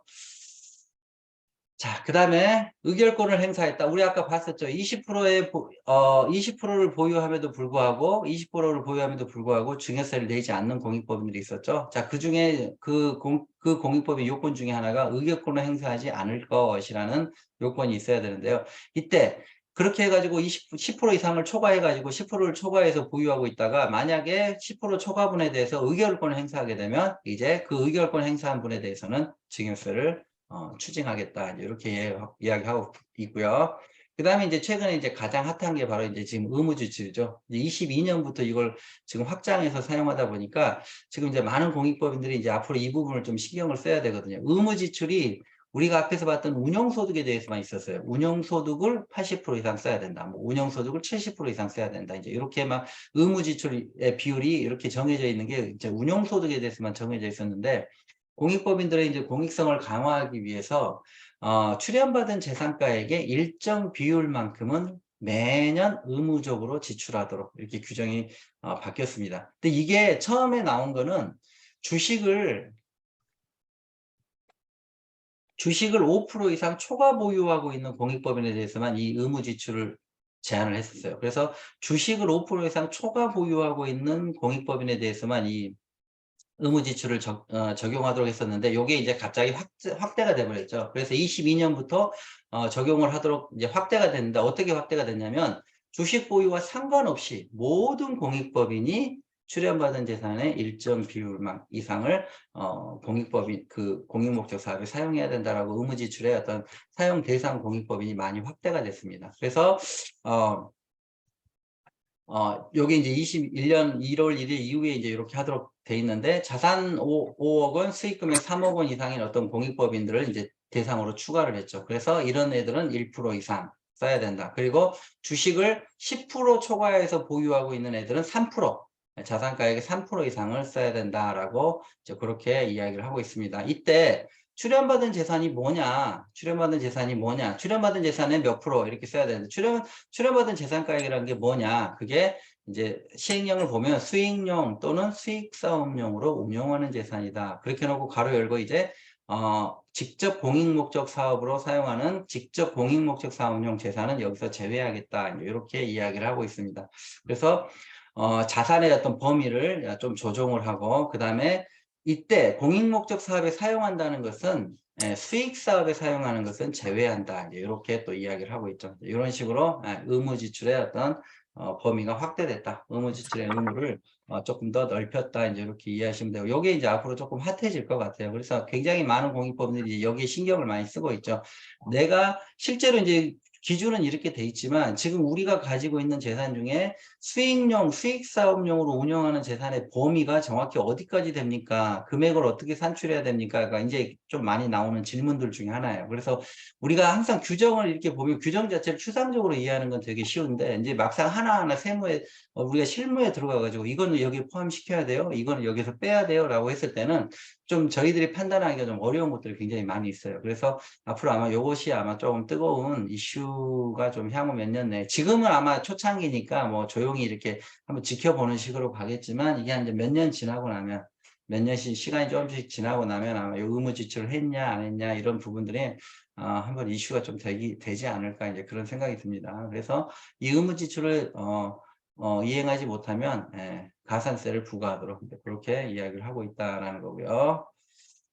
자, 그래서 출연재산 사후 관리와 관련해서 이제 그럼 어떻게 우리가 쓰는 게 공익목적 사업에 사용하는 겁니까? 솔직히 뭐 되게 얼른 저희가 감이 오는 것도 있지만 또 얼른 감이 오지 않는 것들도 있어요. 그래서 이제 집행기준 같은 데 보면은 좀 구체적으로 이렇게 몇 가지 예를 들어 놓거나 아니면 우리가 유권 해석을 통해서 이런 것들은 직접 공익목적 사업에 사용한 거고 또 이런 것들은 직접 공익목적 사업에 사용하는 게 아니구나 뭐 이제 이런 식으로 조금 하는데 아직은 뭐 그렇게 세세한 어떤 유권 해석이나 이런 것들이 많지 않아서 여전히 실무에서 좀 적용하기 어렵고 애매한 부분들이 많이 있을 수 있다. 그러나 최대한 우리가 뭐 집행 기준이라든가 이런 것들을 통해서 한번 살펴보면 첫 번째 직접 공익 목적에 사용한다는 것은 뭘 의미하느냐? 이건 이제 시행령에도 나와 있는 이야기인데요. 정관상의 공익 목적 사업에 사용해야 된다는 정관상 너의 정관상에 나와 있는 그 공익 목적에 사용하는 것을 말한다. 그리고 공익 목적 사업에 직접 사용하는 시설의 경우에는 그 시설의 관리비도 정관상 공익목적 사업에 사용한 것으로 인정해 줍니다. 이건 집행기준에 나와 있지만 실은 시행령 쪽에도 다 나와 있는 규정들이거든요. 그 다음에 이제 3번이 조금 되게 우리가 유의해야 될 부분인데 공익법인이 출연받은 재산을 직접 공익목적 사업에 효율적으로 사용하기 위해서 주무부 장관의 허가를 받아서 다른 공익법인에게 출연한 경우에도 직접 공익목적 사업에 사용한 것으로 인정을 해줍니다. 요게 이제 단서가 뭐냐면 내가 이제 이걸 저희가 소위 실무적으로 그냥 재출연이다 이런 이야기를 하거든요. 재출연이다. 내가 출연받은 재산을 다시 출연하는 거예요. 누군가에게 다른 공익법인에다. 그랬을 때는 이거를 내가 직접 공익목적 사업에 사용한 걸로 봐야 되느냐라는 이슈가 있을 수 있어요. 내가 지금 받은 거를 그대로 다른 공익법에 다시 출연하는데 이 출연하는 것을 직접 공익목적 사업에 사용한 걸로 볼 수 있느냐. 왜냐하면 내가 출연을 받았기 때문에 출연받은 재산은 공익목적 사업에 사용해야 된다고 방금 우리가 봤잖아요. 그러면 이걸 다른 공익법에다 이렇게 그대로 출연을 했을 때 이게 과연 내 공익목적 사업에 직접 사용한 걸로 볼 수 있느냐. 이렇게 했을 때 법이 이렇게 이야기를 하죠. 주무부 장관 너의 주무부 장관의 허가를 받아서 다른 공익법인에게 출연한다면 그거는 직접 공익목적 사업에 사용한 것으로 인정해 주겠다. 이렇게 이야기를 하고 있죠. 그럼 반대로 이야기하면 주무부 장관의 허락이 없다면, 허가 없이 그냥 제출을 했다면 그거는 증여세 과세 대상이 될 수 있다라는 거예요. 그래서 많은 유권 해석들이 이제 이런 질문들이 굉장히 많아요. 근데 유권 해석들이 그냥 일반적인 원칙만 계속 이야기를 합니다. 주무부 장관의 허가를 받아서 다른 공익법인에 출연하면 증여세가 비과세되지만 직접 공익목적 사업에 사용한 걸로 보지만 그렇지 않으면 증여세가 과세됩니다. 뭐 이런 식으로 이제 많이 답변이 이루어지고 있다라고 하는 거고요. 자, 그다음에 제가 잠깐 이야기했지만 운용소득을 가지고 또 수익용 재산을 취득했어요. 또 수익용을 운용했어요. 수익용으로. 그럴 때 그 수익용으로 운용한 그 운용소득은 직접 공익목적 사업에 사용한 것으로 보지 않겠다. 이렇게 이야기를 하고 있죠. 예, 이게 아까 제가 말씀드린 거죠. 자, 그 다음에 이제 여기서 그러면 우리가 한 가지 이 4번을, 동그라미 4번을 놓고 봤을 때 한 가지 의문점이 생겨요. 우리가 아까 출연받은 재산이라든가 출연받은 재산의 매각대금이라든가 운용소득은 직접 공익목적 사업에 사용해야 된다 했거든요. 그럼 직접 공익목적 사업 외에 사용하면 어떻게 되냐면 증여세가 과세가 돼요. 증여세가. 그러면 운용소득을 가지고 수익용 재산을 취득하면 직접 공익목적 사업에 사용한 금액으로 보지 아니한다 이렇게 돼 있으니까 그러면 이 금액은 어떻게 취급한다는 건가라는 이제 의문점이 생기는 거죠. 직접 공익목적 사업에 사용하지 한 것으로 보지 않으니까 직접 공익목적 사업 외에다 사용한 것으로 간주가 돼서 증여세가 부과된다는 이야기인 건지 아니면 직접 공익목적에 사용한 금액으로 보지는 않지만 그렇다고 해서 직접 공익목적 사업 외에 사용한 것으로도 안 보겠다는 이야기인지 뭐 이제 이런 것들이 우리가 이제 의문이 실무를 하다 보면 생길 수밖에 없거든요. 이게 이제 중요한 문제이기 때문에. 자, 그런데 우리가 이제 바로 뒤에 유권 해석이 나오지만 그 유권 해석을 보면 직접 공익목적 사업에 사용한 것으로 보지는 않지만 그렇다고 해서 직접 공익목적 사업 외에 사용한 것으로 봐서 증여세를 부과하거나 그러지도 않겠다. 이렇게 이야기를 하고 있죠. 그러니까 이제 애매한 회색 영역인 거죠. 직접 공익목적에 사용한 것도 아니고 그렇다고 해서 직접 공익목적 사업 외에 사용한 것도 아니고 그냥 중간지대로 봐주겠다. 그래서 증여세 과세를 하지는 않겠지만 직접 공익목적 사업에 사용한 금액으로도 보지 않겠다. 이렇게 이야기를 하고 있습니다. 갑자기 이제 이 수업을 들으시는 분들은 이제 여기서 좀 더 나가면 이제 이해가 안 되실 수도 있지만 여기서 한 발만 더 나가서 이해를 하면 그렇다면 도대체 이건 뭐로 공익목적 사업 외에 사용한 것도 아니고 그렇다고 해서 직접 공익목적 외에 사용한 것도 아니고 그럼 뭐냐 도대체 어떤 불이익이 있는 거냐 그럼 증여세 부과 안 되면 딱히 불이익이 없는 거 아니냐 이렇게 생각할 수도 있지만 실제로 이제 어떤 불이익이 있을 수 있냐면 공익목적 사업에 사용한 금액으로 보지 않기 때문에 우리 아까 앞에서 봤던 운영소득은 1년 이내에 그 운영소득의 80% 이상을 사용해야 되거든요. 그럼 이 80% 이상을 사용했는지를 계산할 때 수익용으로 사용한 것은 빼야 된다는 이야기예요. 사용금액에서. 그러다 보면 80%에 미달하는 문제가 발생할 수 있다는 거죠, 결국. 그래서 결국은 공익목적 사업 외에 사용한 것은 아니지만 공익목적 사업에 사용한 것도 아니다 보니까 80% 운영소득을 1년 내에 사용되는 80%를 계산할 때 그 비율이 부족하게 돼서 가산세가 추진될 가능성은 있다. 이런 정도로 이제 우리가 생각해 볼 수 있죠. 그래서 다행히 증여세는 과세되지 않지만 공익목적 사업에 사용한 걸로 보지 않다 보니 가산세 문제는 발생할 수 있다. 이제 이렇게 좀 이해를 하시면 될 것 같습니다. 자, 그 다음에 어떤 공익법인이 실제 지출을 했어요. 어디에 지출을 했으면 요거는 출연받은 재산을 쓴 건가요? 아니면 출연받은 재산 내내 매각대금을 쓴 건가요? 아니면 운용소득을 쓴 걸로 봐야 되나요? 이제 이런 의문점이 생길 수 있죠. 돈에 꼬리표가 없다 보니까 도대체 이걸 뭘로 쓴 걸로 봐야 됩니까? 이렇게 돼 있는데 그건 너무 당연하죠. 귀속이 분명하면 기부금이 나간 게 분명하면 기부금의 사용으로 보는 거고 운용소득이 나간 게 분명하면 운용소득으로 보는 거고 운용소득의 사용으로 보는 거고 매각대금이 나간 게 분명하면 매각대금으로 본다. 그런데 돈에 꼬리표가 없다 보니까 이게 막 한 통장에 섞여 있어요. 섞여 있으면서 나갔어요. 그럼 도대체 이걸 뭐부터 나갔다고 해야 되냐? 이제 그게 불분명할 때는 상징세법은 이렇게 하죠. 운용소득을 먼저 사용한 걸로 보고 그 다음에 매각대금을 사용한 걸로 보고 그 다음에 출연받은 재산을 사용한 걸로 보고 그 다음에 혹시 이거 외에 또 다른 재산이 있으면 다른 재산을 사용한 걸로 보겠다. 이렇게 순서를 정해줍니다. 그래서 불분명할 때는 운용소득, 매각대금, 출연받은 재산 그 순서대로 사용한 것으로 보겠다. 이렇게 이야기를 하고요. 자, 증여세 과세가액 불산입을 받은 재산가액을 정말 공익목적 사업에 썼는지 사후관리를 할 때 그 출연받은 재산이 현금이냐 아니면 현금이 아니냐에 따라서 이렇게 관리하겠다. 만약에 출연받은 재산이 현금이면요. 그 현금을 직접 공익목적 사업용 재산을 취득하기 위해서 지출하면 그거 인정합니다. 그러니까 꼭 비용으로 지출하는 게 아니라 공익목적 사업을 수행하기 위해서 어떤 자산을 취득하면 그 자산 취득 금액도 공익목적 사업에 사용한 걸로 인정해 주겠다. 현금일 때는. 그 다음에 당연히 목적 사업비로 지출한 거, 목적 사업비로 직접 지출한 것도 역시 인정하겠다. 그리고 뿐만이 아니라 공익목적 사업용 재산을 취득하기 위해서 지출한 것뿐만이 아니라 우리 이미 아까 관리에서 봤지만 수익사업용 또는 수익용 재산을 취득하기 위해서 지출한 금액도 인정해 주겠다. 이렇게 이야기를 하고요. 만약에 출연받은 재산이 현금이 아닌 현금 외의 재산일 때는 그 재산이 직접 공익목적 사업에 직접 사용할 수 있는 거면 직접 사용할 수 있어서 직접 사용했다면 그건 직접 사용이니까 당연히 인정해 주겠다. 근데 그 재산을 공익목적 사업에 직접 사용한 게 아니라 그 재산을 가지고 수익용으로 또는 수익사업용으로 썼어요. 예를 들면 건물을 받아서 그걸 직접 공익목적 사업에 쓴 게 아니라 임대사업에 썼어요. 이렇게 수익용으로.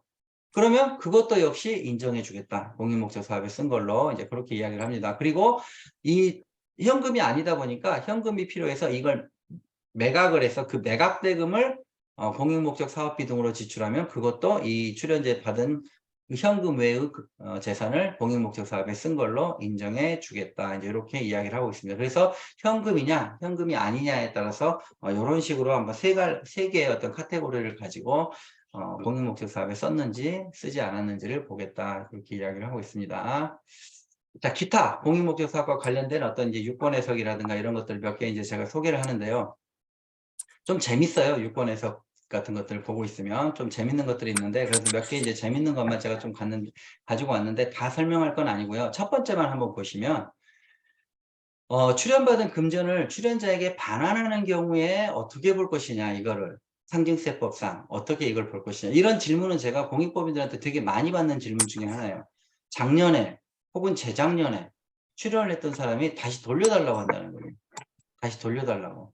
예, 그거를 돌려달라고 했을 때 이걸 돌려줘야 됩니까? 안 돌려줘도 되는 겁니까? 막 이런 질문을 하는데 이제 그런 질문은 저로서는 좀 애매하죠. 아, 돌려주고 안 돌려주고는 그 공익법인이 결정하는 건데 저한테 자꾸 와가지고 돌려줘야 됩니까? 안 돌려줘야 됩니까? 막 이렇게 물어보면 이제 그거는 그 공익법인이 알아서 하는 거다. 이제 제가 그렇게 이야기를 하는데 다만 돌려줬을 때 문제점이 발생할 수 있다는 거죠. 그래서 이제 기존에 나와 있는 유권 해석을 보면 출연받은 금전을 출연자에게 반환을 했을 때는 그 공익법인의 입장에서는 그 출연받은 재산을 직접 공익목적 사업 외에 사용한 것으로 보겠다. 이렇게 이야기를 하고 있어요. 그래서 직접 공익목적 사업 외에 사용했다라고 하는 것은 증여세가 그 공익법인에게 과세될 수 있다는 거예요. 반환하는 재산에 대해서. 그리고 그걸 반환받은 출연자는요. 반환받은 출연자는 그 반환받은 금전을 역시 공익법인으로부터 증여받은 걸로 보고 또 반환받은 출연자에게도 증여세 납세 의무가 발생할 수 있다라고 유권해석이 이야기를 하고 있습니다. 그러니까 여기 어떻게 보면 되게 무서운 거죠. 반환하는 공익법인에게도 증여세를 추징해야죠. 명분은 뭐냐? 직접 공익목적 사업 외에 사용했다는 거죠.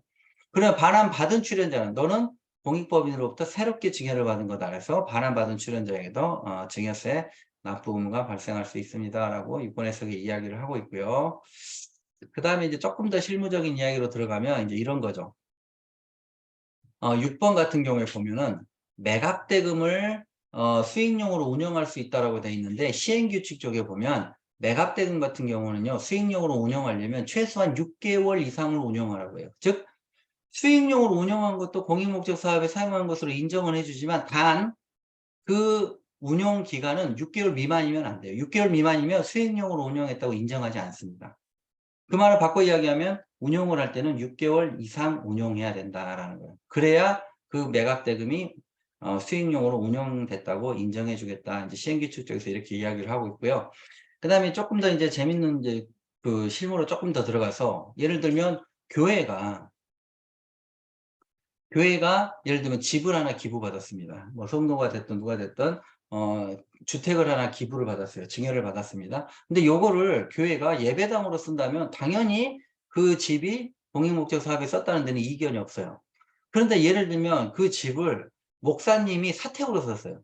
또는 뭐 거기 부목사님이 사택으로 썼어요. 또는 뭐 전도사가 사택으로 썼어요. 또는 그 교회 소속의 뭐 선교사가 사택으로 썼어요.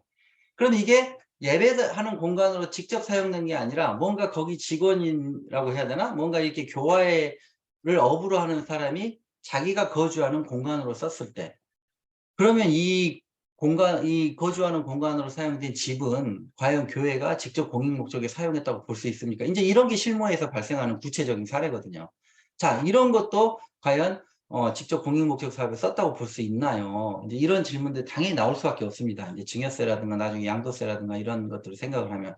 그랬을 때 재밌는 유권 해석을 보면 교회가 재산을 증여받아 당의 재산을 담임 목사 사택으로 사용하는 경우에는 직접 공익 목적 사업에 사용한 것입니다. 7번에서 이렇게 이야기를 하는데 그 밑에 바로 보시면 출연받은 재산을 부목사나 전도사나 선교사의 사택으로 사용하면 직접 공익 목적 사업에 사용하는 것으로 보지 않습니다. 뭐 또 이렇게 돼 있어요. 그래서 마치 그 담임 목사가 사용한 것과 부목사가 사용한 것은 이제 다른 것처럼 이렇게 이야기를 하고 있는데 뭐 이것 되게 제가 볼 땐 되게 이제 웃기는 거죠. 기준점이 뭘까라고 하는 건데 다른 유권 해석에 비추어서 이야기해 봤을 때 그 종교단체의 특성이 이제 교화, 종교를 통한 교화를 전업으로 하는 사람이 사용하면 직접 공익 목적 사업에 사용한 것으로 보는데 교화를 전업으로 하지 않는 사람이 사용하면 직접 공익 목적 사업에 사용한 것으로 보지 않겠다라는 그런 취지인 것 같아요. 이것 말고 다른 유권 해석들을 봤을 때. 그래서 어떤 것은 그냥 그래요. 교화를 전업으로 한 사람이 사용하면 직접 공익 목적 사업에 사용한 거고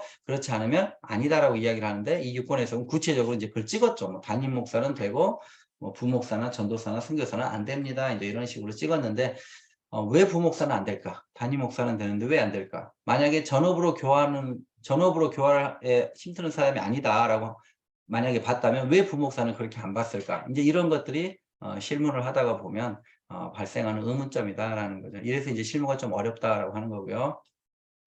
그 다음에 이제 11번도 보시면 우리가 거마비라는 걸 봤죠. 우리도 이제 우리 카인도 아마 뭐 이제 앞으로 이사회를 하거나 그러면 거마비가 혹시 이사님들에게 지급될지 모르겠는데 이제 많은 질문들이 있었어요. 거마비를 직접 공익목적 사업에 사용한 걸로 볼 수 있습니까? 라는 건데 거마비는 직접 공익목적 사업에 사용한 것으로 보지 않습니다라는 이제 유권 해석이 있습니다. 이거는 아직까지 크게 달라진 건 없는 것 같아요. 그래서 꽤 오래전에 나온 유권 해석인데 이 거마비는 정반상 고유목적 사업을 수행하기 위한 경비에 해당하지 않습니다. 이렇게 이야기를 하고 있죠. 그럼 여기서 저희는 또 추가적으로 의문이 발생을 하는 거예요. 그러면 이 거마비는 고유목적 사업에 사용하기 위한 경비에 해당하지 않으니까 그럼 이것도 역시 공익목적 사업 외에 사용한 걸로 봐야 되나 아니면 공익목적 사업에 사용한 건 아니지만 그렇다고 해서 공익목적 사업 외에 사용한 것도 아닌 걸로 볼 수 있느냐 이 부분에 대해서는 아직 명확하게 지금 나오지 않은 것 같아요. 좀 명확하게 우리가 알 수 있는 자료가 아직은 없는 것 같아요. 근데 뭔가 이제 공익법인들이 세무조사를 받을 때 이것이 한 번씩 좀 종종 이슈가 된다고 해요. 근데 아직까지 이거를 공익목적 사업 외에 사용했다고 과세했다는 사례는 제가 아직 들어보지는 못했어요. 근데 이슈가 자꾸 붙는다는 이야기는 몇 번 들었습니다. 자꾸 이걸 가지고 이슈 제기를 하고 이거 공익목적 사업 외에 사용한 걸로 봐야 되는 거 아니냐 이런 이슈는 지금 계속 한 번씩 일어나고 있다. 이제 이런 정도로 이해하시면 될 것 같고요.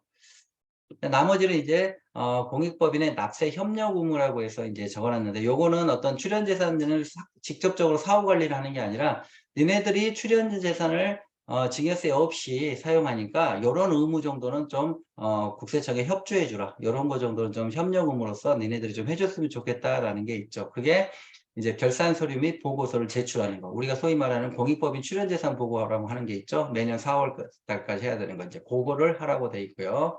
그 다음에 자산이 100억이 넘어가거나 또는 수익 금액이 50억이 넘어가거나 기부금이 20억이 넘어가면 외부감사법에 따른 외부감사에게 회계감사를 받아라. 요거는 우리 공익법인이 자체적으로 가지고 있는 내부감사가 하는 감사하고는 성격이 완전히 다른 겁니다. 그래서 회계에 관련된 걸 보는 거예요. 회계 처리와 관련된 거. 그래서 외부감사인에게 외부감사를 받아라 이렇게 이야기를 하고 있고요. 그 다음에 외부 전문가로부터 여러 가지 의무 이행이 잘 되고 있는지, 어떤 상증세법이 말하는 공익법인으로서 여러 가지 의무를 불이행한 건 없는지, 그거를 확인을 받도록 하고 있습니다. 그래서 우리가 이걸 외부 전문가 세무 확인이라고 하죠. 그래서 외부 전문가 세무 확인을 받도록 하고 있고요. 그 다음에 직접 공익목적 사업과 관련된 사업용 계좌를 개설해서 사용하고 이걸 또 국세청에 신고하도록 하고 있습니다. 이것도 한때 공익법인들이 몰라가지고 신고가 안 돼가지고 가산세를 좀 많이 맞았던 이제 그런 조항이고요. 자, 그 다음에 장부의 작성이나 비치 10년간 장부를 작성하고 10년간 보관을 하도록 되어 있고요. 그 다음에 결산 서류를 국세청 홈페이지를 통해서 공시를 해라. 이것도 지금 많이 하고 있죠. 그래서 4개월, 지금 4월이니까 딱 지금 요 시기에 이제 해야 됩니다. 4월 말까지 결산 서류를 공시를 해야 된다. 이것도 좀 바뀌었어요. 자산 규모가 5억 원 이상인 어떤 공익법인만 의무였었는데 이게 이제 전 공익법인으로 자산 규모 5억, 수익 금액 3억 이상인 공익법인들만 의무였거든요. 근데 이게 대상이 확대가 되면서 모든 공익법인이 다 이 결산서류 공시를 하도록 돼 있다. 다만 자산 규모가 5억이 안 되거나 수익 금액이 3억이 안 되는 그런 공익법인들은 자율서식이라는 아주 간편한 서식에다 할 수 있도록 하고요. 자산이 5억이 넘어가거나 수익 금액이 3억이 넘어가면 표준서식이라는 곳에다 반드시 결산 서류를 공시하도록 그렇게 이야기를 하고 있습니다.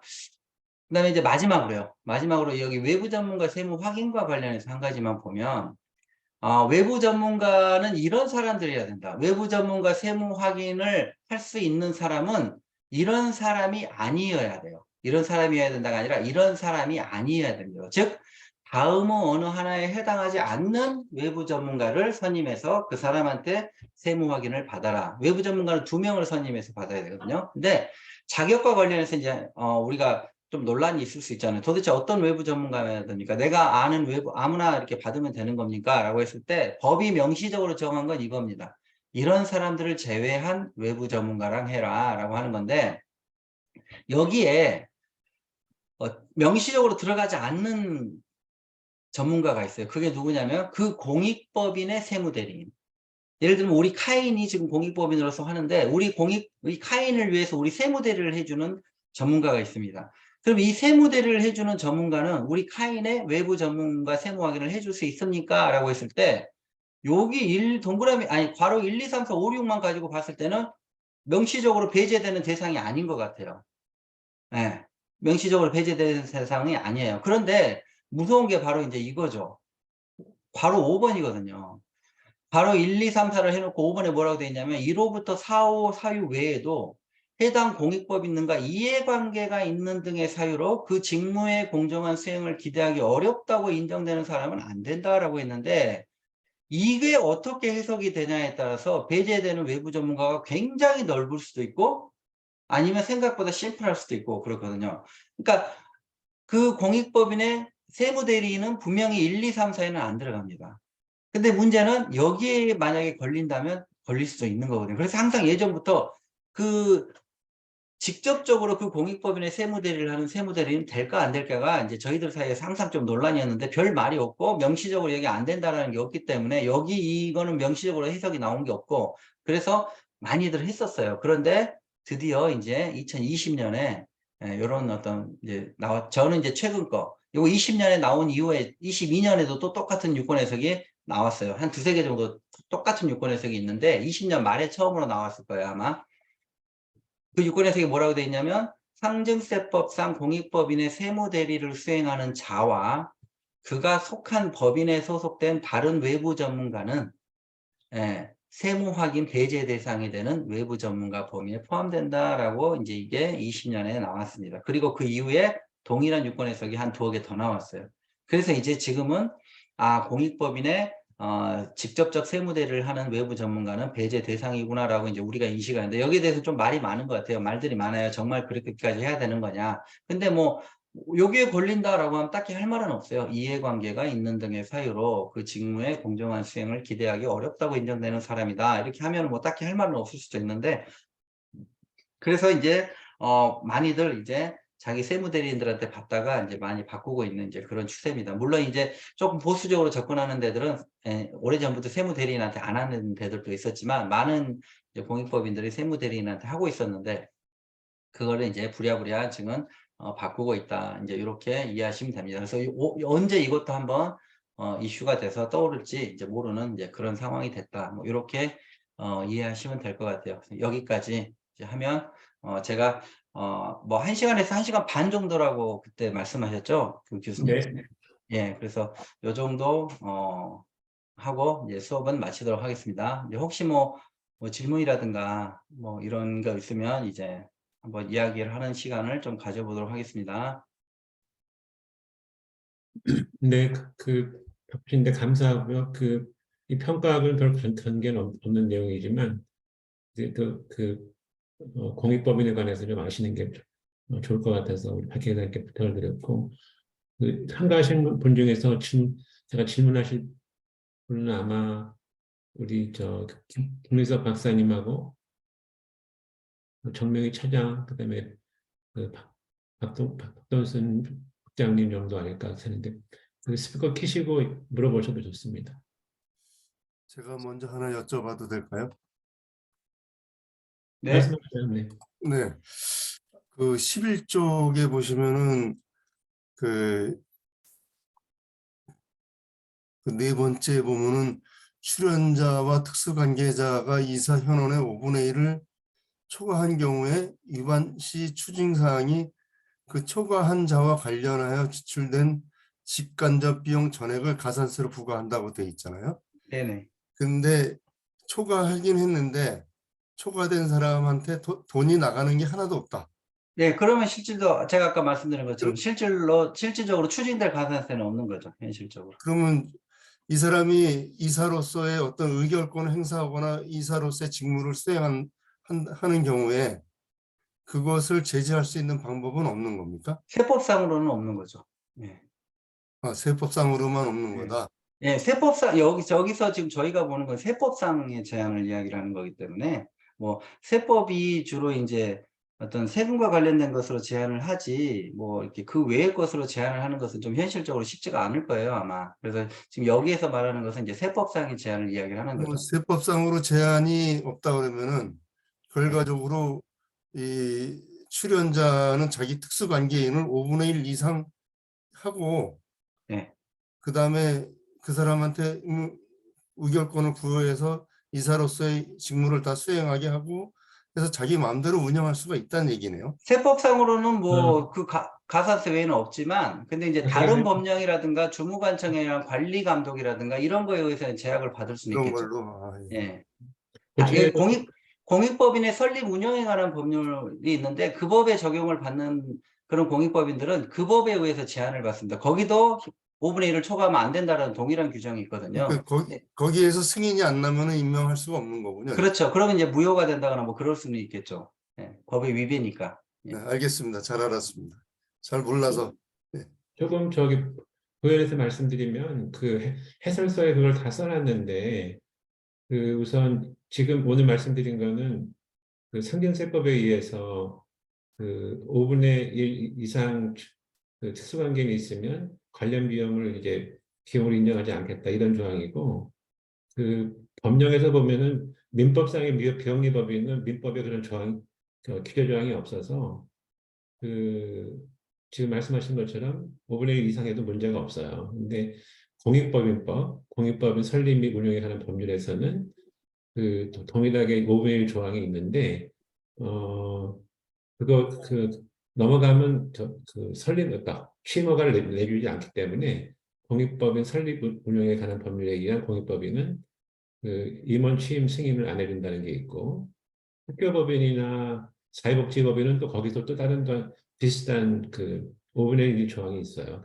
그렇기 때문에 결국 지금 말씀하신 거는 민법상의 비영리 법인인데 민법상의 비영리 법인이 민법에는 없지만 주무관청이 또 뭐라고 합니다. 그래서 현실적으로 5분의 1 초과가 되는 경우가 거의 불가능하고 또 하나 말씀드리고 싶은 거는 공익법인법상의 규정하고 상경세법상의 규정이 좀 달라서 해석이 좀 다른 것들이 있어요. 참고적으로 공익법인법에서는 할 때 주무관청에 허가 신청을 낼 때 이사들 상호 간에 특수관계가 없다는 거를 이제 서약서를 내거든요. 그것만 내긴 내는데 현실적으로는 뭐 그거를 조사하고 그러진 않지만 그 특수관계 그게 있다고 하면 5분의 1하고는 안 됩니다. 알겠습니다. 고맙습니다. 조금 부연해서 말씀드리면은 예전에는 그 실제 주무관청에다가 이 이사 선임에 대한 특수구정제 확인서를 내면 이 신원 조회를 하긴 했었습니다. 경찰에다 의뢰해가지고 신원 조회를 해서 실제 이게 맞는지 팩트를 확인하는 것도 있었고요. 그리고 이제 예전에는 그 90년대 이전만 하더라도 이게 5분의 1이 아니라 3분의 1이었기 때문에 일본이 지금도 3분의 1이거든요. 우리도 일본 제도로 그대로 3분의 1을 하다가 96년에 법 개정되면서 5분의 1로 바뀐 거라. 지금은 이제 세법하고 약간 그 비영리 설립 운영 규칙하고가 좀 괴리되는 건 있는데 사실상 법인 설립할 때 정관에 5분의 1을 명시하도록 주무관청이 요구하고 있기 때문에 거기에 따라서 거의 대부분 걸러지긴 합니다. 근데 다만 이제 실무상으로는 실제로 주무관청에서 이 특수관계를 확인하는 거는 어려운 것 같습니다. 실제 가색되는 케이스들이 나오는 것도 그런 이유 때문에 나오고 있는 것 같고요.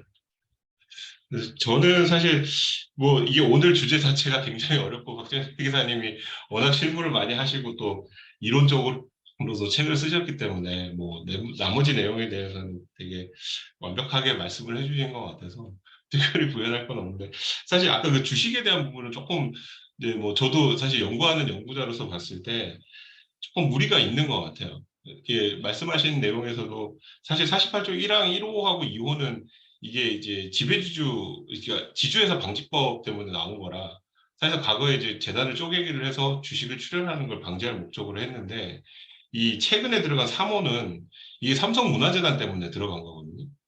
그러니까 이게 뭐 의미가 있어서 들어간 게 아니라 박영석 의원이 갑자기 이걸 발의해가지고 매각 대금으로 주식 취득하는 걸 규제하기 위해서 만들었는데 사실 저도 이걸 실무 이제 뭐 많은 법인들하고 상담하고 자문하면서 바라보는 시각이 이게 진짜 세무서에서 과연 이게 확인할 수 있는 건가? 이게 저희가 출연자가 2천만 원 이상 출연하면 출연자가 되는데 그 그러니까 예를 들면 삼성에서 1년에 한 4천억 정도의 사회공헌 사업비를 쓰거든요. 그걸 받은 법인들이 만약에 삼성전자나 삼성그룹이 계열 주식을 갖고 있었다면 이걸 과연 뭐 취득일자를 따져가지고 누가 먼저 취득했냐 이걸 갖고 과세를 해야 되는데 과세 행정은 이걸 따라갈 수 있나라는 사실 조금 생각은 들더라고요. 그래서 혹시 뭐 박정희 교사님께서 실제로 이런 사례를 보신 케이스가 있는지 좀 궁금하고요. 그리고 아까 그 법 내용 중에 공익법인법이나 그 밖의 법령에 따라서 사실 내국법인의 주식 등을 출연하는 경우라는 게 있는데 이게 실제로는 법에 없거든요. 세법에는 있는데 그 뭐 법인법인 법에는 당연히 없고요. 그 밖의 법령이라는 걸 저는 아무리 찾아봐도 없는데 이걸 세법에 왜 넣나라는 생각이 좀 들어요. 그래서 혹시 이런 실제로 이 그 밖의 법령에 따라서 주식을 취득할 수 있는 것인지 이것도 좀 궁금하고요. 그리고 사실 뭐 의무지출 제도에 대해서는 사실 좀 문제가 많은 것 같아요. 지금 의무지출 제도는 그 앞에서 말씀하신 주식에 대한 예외 규정이 의결권 행사를 하지 않으면 이게 보유할 그 5%를 초과해서 보유할 수 있게 돼 있었는데 이 의무지출 비용 그 제도를 도입을 하면서 10% 초과하는 법인에 대해서는 3%를 지금 사용하라고 강제하고 있거든요. 그러면 원래 법의 취지는 의결권 행사 안 하면 이건 주식 10%뭐 이상 가지고 있어도 돼라고 얘기를 해놓고 갑자기 의무 지출 사용 비율을 가지고 10% 이상 가지고 있으면 3% 이상 무조건 써야 되라고 하면 이게 법이 좀 취지가 안 맞거든요. 당초 취지는 지주회사 방지 목적이었기 때문에 그런 예외 조항들을 두고 사실상 뭐 약간의 인센티브를 준 것처럼 법이 얘기해 왔는데 완화제도라고 얘기해 왔는데 결국 와서는 뒤에 와서는 의무사용 비율로 다시 재규제하는 형태가 돼버렸거든요. 실제로 실무상으로 이런 과세 케이스들이 상당히 많이 발생되고 있고 이게 의무사용 비율 제도가 지금 사실 우리나라 처음 도입한 제도는 아니거든요. 94년에도 도입했다가 이게 5%라는 제도를 의무사용비율 5%로 미국하고 또 동일하게 도입을 했다가 이게 계속 뭐 공익법에 아무것도 행위를 안 해도 그냥 과세되는 문제가 생겨서 이거를 1년 만에 폐지를 했거든요. 근데 그걸 다시 이제 미국 제도처럼 우리도 가야 된다라고 해서 지금 법이 개정이 된 건데 지금 실제 실무상에서 94년도와 동일한 케이스들, 그러니까 이슈들이 동일하게 발생하고 있거든요. 공익법인은 운용소득에 맞게 다 쓰고 했는데 결국 그 가지고 있는 비상장 주식의 평가액이 높아지면서 의무 사용 1%를 달성하지 못하는 일들이 생기면서 가산세를 납부하는 경우들이 생기고 있거든요. 그래서 사실 의무 사용 비율 지출 제도가 단순히 제도로만 보면 공익법인들에게 좋은 뭐 의무 지출을 많이 늘려라라는 의미를 갖고 있지만 사실 이게 주식 제도랑 연결돼서 만들어진 제도라 이게 연결해서 보면 이게 지금 시행되고 있는 거하고 이 도입된 목적하고는 완전히 취지가 벗어나 있거든요. 그래서 이런 부분들이 조금 사실 실무에서는 공익법인들 다 어려워하는 것 같아요. 아니, 규제 안 한다고 해서 의결권 행사도 안 했는데 왜 의무 사용 비율 4%는 또 규제하느냐? 그럼 주식을 갖고 있지 말라는 얘기냐 이런 얘기들이 나오거든요. 그래서 박진영 회사님도 이제 실무에서 많이 보셨을 거기 때문에 그런 실제 사례들이 있는지 조금 말씀을 해주시면 좋을 것 같고 그리고 오늘도 제가 서울시교육청 그 공익법인 팀 주무관들 교육을 하고 왔는데 얘네 여기서 얘기하는 그분들이 얘기하는 가장 많은 얘기가 이 주무부 장관이 승인하면이라는 말 때문에 계속 충돌이 생긴다는 거예요. 주무부 장관이 인정하면 세법에선 봐줄게라고 돼 있는데 우리가 어디까지 뭐를 인정해야 되는지 기준도 없고 가이드라인이 없는 거예요. 그래서 지금도 그 기재부하고 지금 교육청하고 싸우고 있는 이슈들이 있더라고요. 과연 이런 그 맥락 없는 주무부 장관이 허락하면이라는 내용이 들어가는 게 이 법적 안정성에서 괜찮은 건지 잘 모르겠어요. 그래서 뭐 이런 부분들이 조금 제가 생각했을 때 뭐 박정희 회사님도 실무하시면서 많이 고민하셨던 부분이겠지만 뭐 박정희 회사님 생각을 조금 들어보고 싶습니다. 실제로 실무를 많이 하고 계시니까.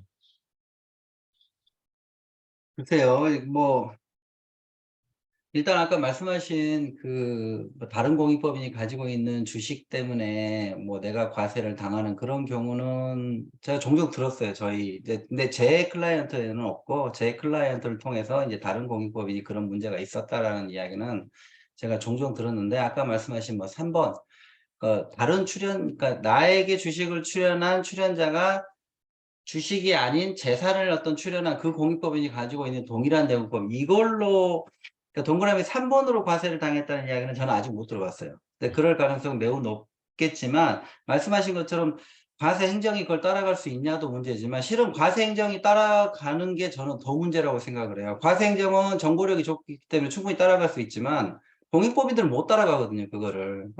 그 정보의 비대칭 때문에 생기는 문제들이 있을 수 있기 때문에 공익법인 입장에서 정말 억울한 상황이 발생할 수 있기 때문에 뭐 저도 이게 상당히 문제가 있다라고 생각하지만 말씀하신 대로 취지는 충분히 이해가 돼요. 한 사람이 한 공익법인에 출연하는 것을 이제 규제를 하다 보니까 그걸 편법을 사용해서 동일한 사람이 공익법을 쪼개가지고 지분을 쪼개서 출연하는 것을 애초에 막고자 하는 취지는 이해가 되는데 그거 하나 막기 위해서 이제 많은 공익법인들이 좀 억울한 상황에 처할 수 있는 그런 상황들은 분명히 이제 문제가 있다고 생각을 하고 있고요. 저도. 그리고 많이 억울할 수 있겠다라고 취지는 좋은데 선량한 어떤 선의의 피해자들이 많이 생길 수 있는 분명히 그런 조항인 것까지는 이제 저도 거기에 대해서 동의를 하고요. 근데 뭐 딱히 뭐 지금 현재로서는 그렇다고 해서 이걸 뭐 없애자고 하기도 조금 애매한 상황인 것 같고 이제 그런 상황이고 이건 아마 좀 실무적인 그냥 어떤 탄력적인 운영 뭐 이런 걸로 당분간은 좀 해결할 수밖에 없는 상황 아닌가 이제 그렇게 생각을 하고요. 그다음에 이제 말씀하신 그 의무 지출 비율 같은 경우도 지금 여기에 앞으로는 좀 많이 뜨거운 이슈가 많이 되지 않을까 이제 그렇게 생각을 하는데 애초에 이 의무 지출과 관련해서 이제 이 의무 지출을 좀 제안하신 분이 포럼에서 이제 제안하신 몇 년 전에 이제 제안하신 분이 있어요. 그러니까 그분이 아마 제안을 했는데 그걸 뭐 계속 이렇게 꾸준히 다른 사람들도 동의를 하고 막 그렇게 해서 결국 여기까지 온 거 아닌가라는 이제 그런 생각을 하는데 애초에 이제 그분이 제안을 했을 때는 그거였죠. 주식을 자꾸 비율로 제한하지 말고 주식은 풀되 공익성을 제한을 해라. 공익성 강화하는 쪽으로 가는 게 좋지 않겠냐. 무슨 말이냐면 솔직히 주식이 문제가 되는 거는 우리 공익법인들이 주식을 가지고 있을 수 있는 유일한 명분은 수익용이라는 말밖에 없어요. 수익용이라는 명분 외에는 주식을 가지고 있을 수가 없습니다. 이걸 공익목적 사업에 내가 주식을 출연받았는데 이걸 직접 공익목적 사업에 써야 되는데 어떻게 쓸 거예요, 이 주식을? 팔아서 매각대금으로 쓰든지 아니면 유일하게 허용된 게 수익용 운용입니다. 그래서 수익용 운용이라는 명분으로밖에 가지고 있을 수가 없어요. 세법적으로 봤을 때는 이게 증여세 과세를 안 당하려면. 그런데 문제는 명분은 수익용으로 삼았지만 수익이 전혀 안 나는 주식들이 거의 대부분이라는 거죠. 그럼 이걸 언제까지 우리가 이걸 봐주고 있어야 되는 거냐. 공익법인이 왜 수익도 나지 않는 그런 주식을 가지고 있으면서 그 주식 출연자에 대해서 우호지분 역할만 해주고 있는 건데, 이게 지금 공익법인으로서 역할이 맞는 거냐. 이런 문제 제기를 충분히 할 수 있는 거고, 그걸 방지하고자 하는 어떤 규정이나 이런 것들이 나와줘야 되는 건 이제 너무 당연한 이야기인데요. 그래서 그때 그분이 이제 제안을 하시는 게, 비율을 제한하지 말고 그런 무수익 자산, 그런 주식을 갖고 있으면은 거기에 대한 대가를 치르게 하면 되는 거 아니냐. 그 대가를 치를 수 있으면 주식을 보유하게 하고, 그 대가를 치를 수 없다면 주식을 보유하지 못하게 하면 될 거 아니냐라는 이제 그런 취지였습니다. 그래서 의무지출 제도를 도입하자. 그래서 주식을 가지고 있으면 거기에 상응하는 공익성을 네가 발휘해라. 그거에 자신이 없으면 무수익 자산인 주식을 가지고 있지 마라. 이렇게 규제를 하는 게 합리적이지 않겠냐라는 제안을 했는데, 아마 그게 많은 사람들의 어떤 그 정책을 위반하는 사람들의 입장에서 좀 받아들여지지 않았나, 이제 그런 생각을 하고요. 이제 뭐 문제점을 말씀해 주셨지만, 제가 이제 바라보는 그 한 가지 추가적인 문제점은 또 뭐냐면, 이제 저희 책에도 잠깐 제가 교수님께 말씀드려가지고 그런 부분을 넣었는데, 요 의무지출 1%나 3%를 했을 때 이거를 운용소득을 가지고 그 출연재산가액의 1%나 3%를 넘겨야 된다. 요렇게 이제 주장하시는 분들이 있어요. 그러니까 이 문구를 그렇게 해석하시는 분들이 있습니다. 즉, 재원까지 이거는 운용소득을 가지고 출연재산에, 왜냐하면 수익용 자산을 기준으로 하니까, 이 수익사업용이나 수익용 자산을 기준으로 하니까 그 수익용 자산의 1%를 넘어가는 지출에 대한 재원은 운용소득이어야 된다라고 이렇게 생각하시는 분들이 꽤 많은 것 같은데, 저는 이제 그 부분도 아마 한 번 정도는 또 이슈가 될 가능성이 있겠구나 싶지만, 제 생각은 완전히 다르거든요. 이거는 재원을 따지려고 하는 게 아니라 그 공익법인의 공익성 강화를 하기 위한 거니까 재원은 상관이 없을 수 있거든요. 재원을 반드시 운용소득을 가지고 하라는 건 정말 말도 안 되는, 이거는 경영에 대한 간섭이거든요.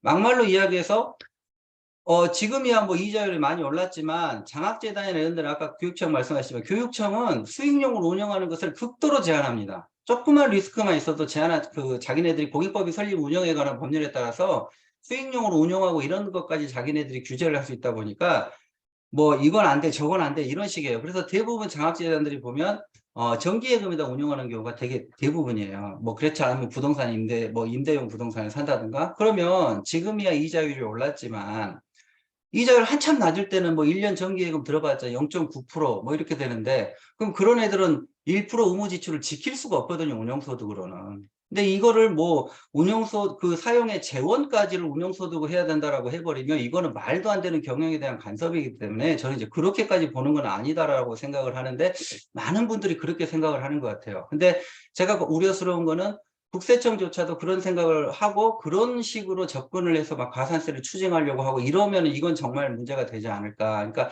애초에 취지하고도 전혀 안 맞을 뿐더러, 그냥 이제 공익성을 강화한다라고 하는 것은, 너가 최소한 어떤 수익용 재산을 가지고 있다면 이 수익용 재산의 일정 비율만큼은 의무적으로 공익사업에 지출해라. 예를 들면 그게 꼭 운용소득이 아니더라도, 뭔가 너가 주식을 갖고 있고 싶으면 주식을 출연했던 사람한테 기부라도 받아가지고 지출을 해라, 공익성 있게.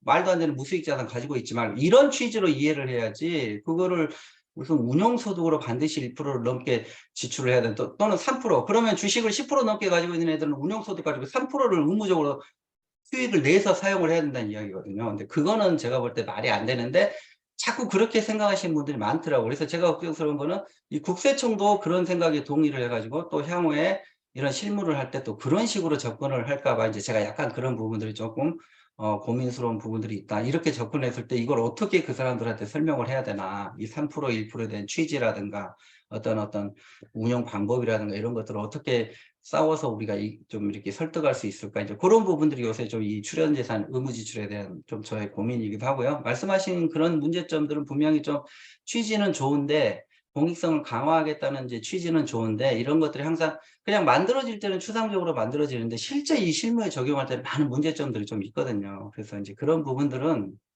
뭐 지금 당장 어떻게 우리가 개선할 수 있는 방법들이 있다기보다는, 이제 자꾸 부딪혀 가면서 하나씩 해결책을 찾아가지 않을까. 그래서 한 20년이 지나면, 한 30년이 지나서 지금 말씀해주신 우리 박사님이나 저나 이제 은퇴할 좀 되면 은퇴를 이미 했겠죠. 그때쯤에는 많이 정리가 돼 있지 않을까. 예, 지금 같은 상황보다는 훨씬 더 많은 실무자들이 실무하기 좀 편하고 조금 매끄러운 부분들이 생기지 않을까 이제 그렇게 생각을 합니다. 예, 그 정도.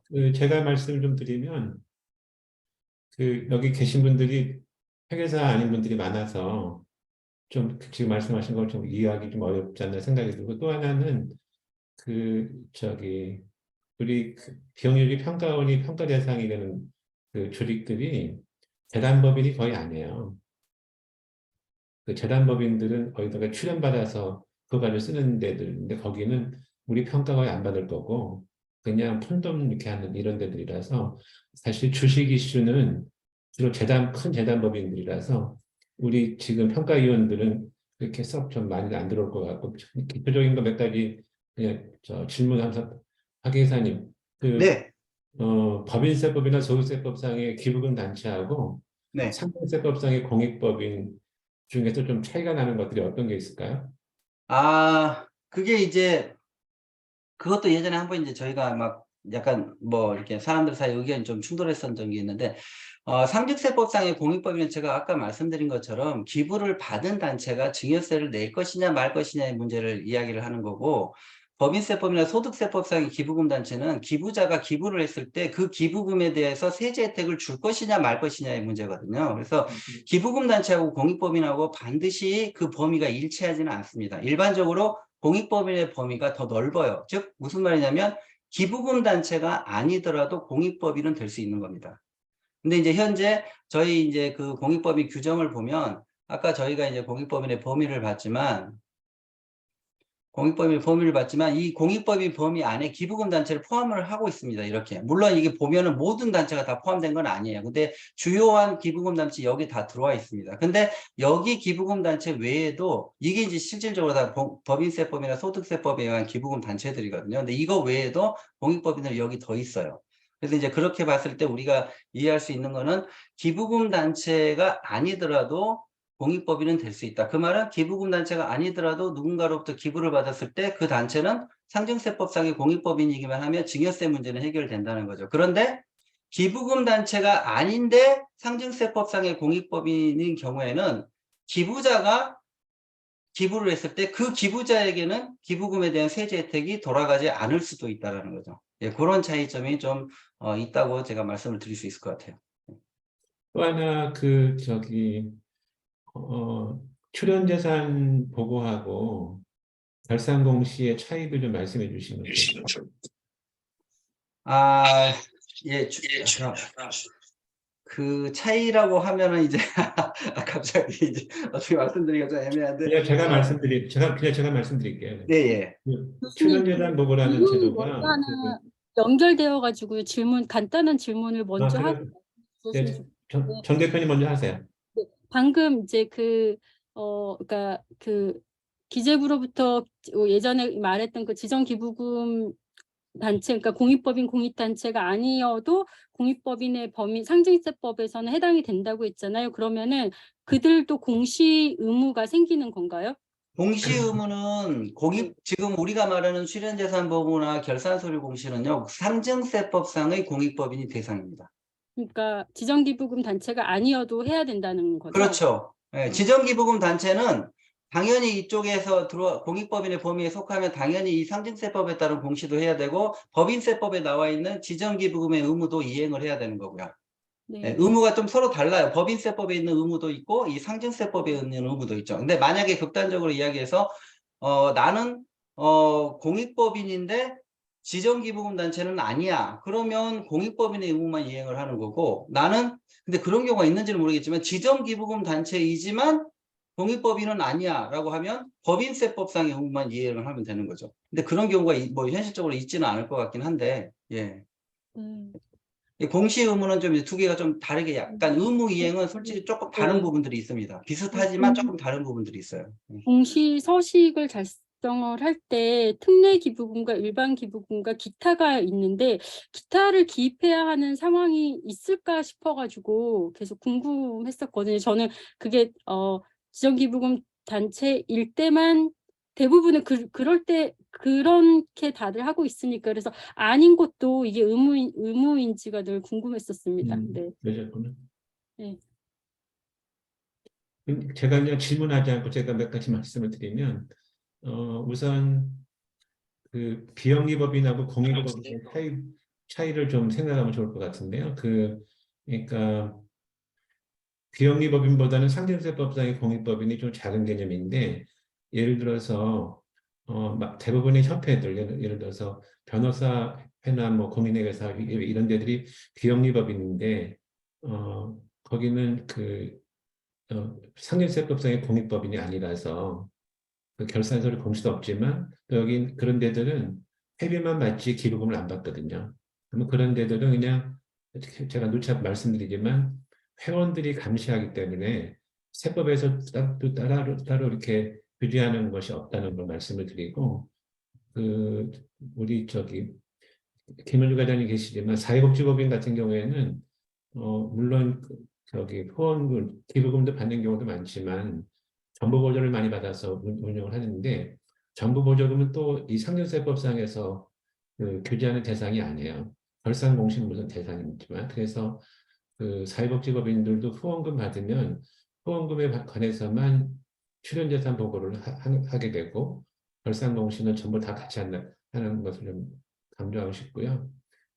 우리나라 법이 제가 보면은 이 출연재산 보고라는 상징세법상의 공익법이라는 제도 자체가 97년인가 들어왔는데, 그거 들어오면서 생겼던 제도가 출연재산 보고라는 건데, 이거는 뭐냐면 우리 박 기사님 말씀하신 것처럼 증여세, 과세, 불산입을 조건을 해주면서 사후 관리하기 위해서 만들어진 제도를 관리하기 위해서 들어온 게 출연재산 보고라는 거고, 그거는 이 후원금, 출연, 기부금에 관해서만 하는 거고, 결산서류 공시라는 거는 가이드스타가 2008년에 제안을 해서 미국 제도를 들어왔는데, 그거는 후원금뿐만 아니라 보조금, 회비 다 통틀어서 공시하도록 하는 제도가 좀 다르다는 말씀하고, 교회를 좀 말씀을 드리면 종교단체들은 결산 공시 의무는 없고요.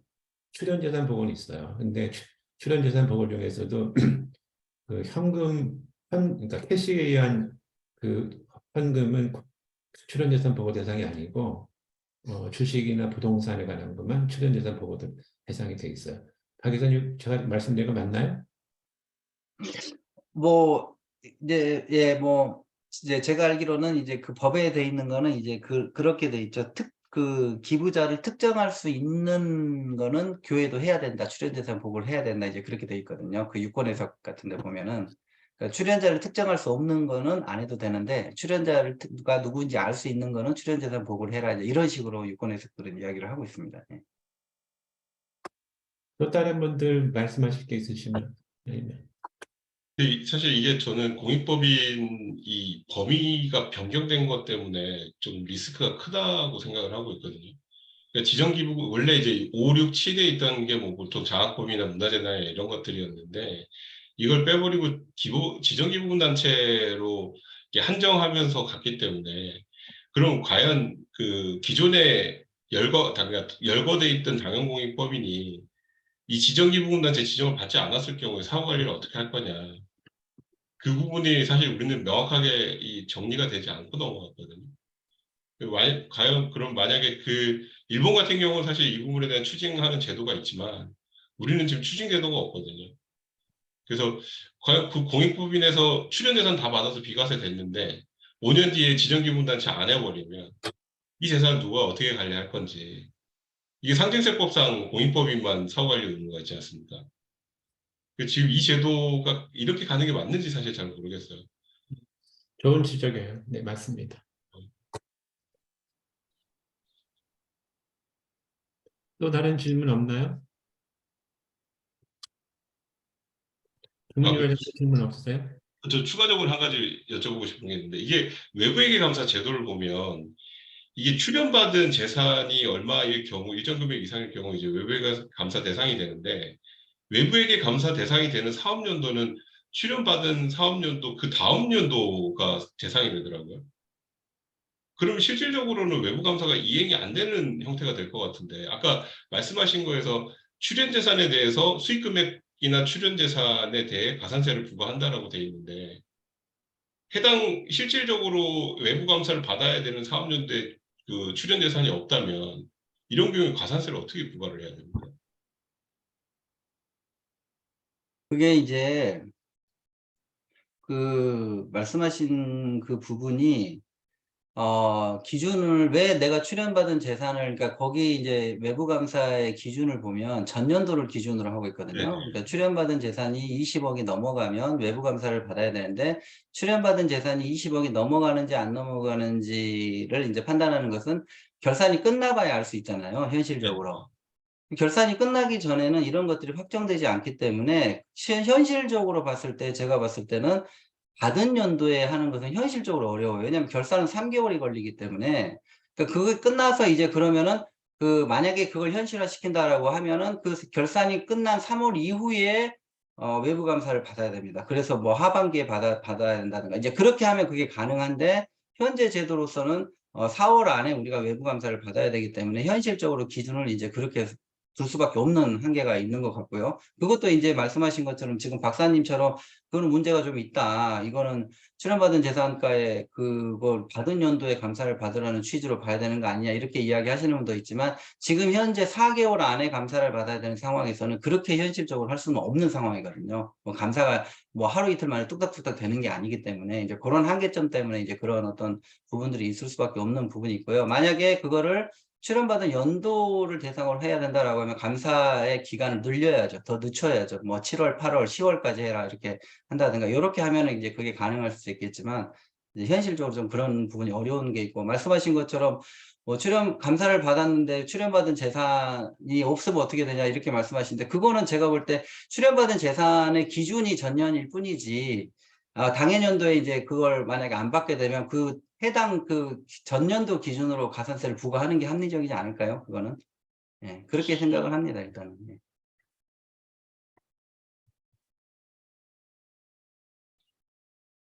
네, 9시 36분이라서 다른 질문 없으면 이 정도로 하겠습니다. 우리 오늘 박 회계사님 그 발표하신 자료 필요하세요? 네. 박 회계사님 그러면 저한테 보내주시면 PDF로 제가 해서 공유해도 될까요? 이 위원들한테 어떠세요? 예, 공유하시는 건, 뭐 제가 공유해드리는 건 상관이 없는데, 근데 네. 제가 이제 한 가지 부탁을 드리면 이걸 공유를 해드리면 인터넷에 막 띄우시는 분들이 있어요. 그거는 제가 그것 때문에 잘 공유를 하지 않거든요. 그러니까 그렇습니다. 그런 부분만 좀 저랑 약속을 해주시면, 그러니까 어디 보면은 막 그냥 인터넷에 막 띄워가지고, 그러니까 아시다시피 제 자료가 이렇게 띄울 만큼 그렇게 깔끔하게 정리된 그런 자료가 아닙니다. 그냥 받으시면 본인들만 좀 보시고, 이렇게 뭐 안에서 같은 기관에서만 공유하신다든가 이제 그런 식으로 좀 사용을 해주시고요. 이거를 막 무분별하게 여기저기 막 인터넷에 띄우고 하시는 것만 좀 상가를 해주시면, 예, 그건 제가 부탁을 좀 드리겠습니다. 요거는 제가 PDF 파일을 제가 교수님께 보내드릴게요. 예, 필요하시면 네. 보는데, 보시면 될 것 같아요. 근데 예, 그런 것만 좀 주의를 해주시면 좋겠습니다. 예. 뭐 저작권 감사합니다. 이런 게 아니라요. 제 걸 제가 인터넷에서 보고 싶지 않아서 그렇습니다. 예, 네, 늦은 시간까지 수고 많으셨습니다. 네, 예, 감사합니다. 감사합니다. 나와주셔서 좋아요. 네. 수고하셨습니다. 고맙습니다. 수고하셨습니다. 박 기사님 수고 많으셨어요. 네, 감사합니다. 네.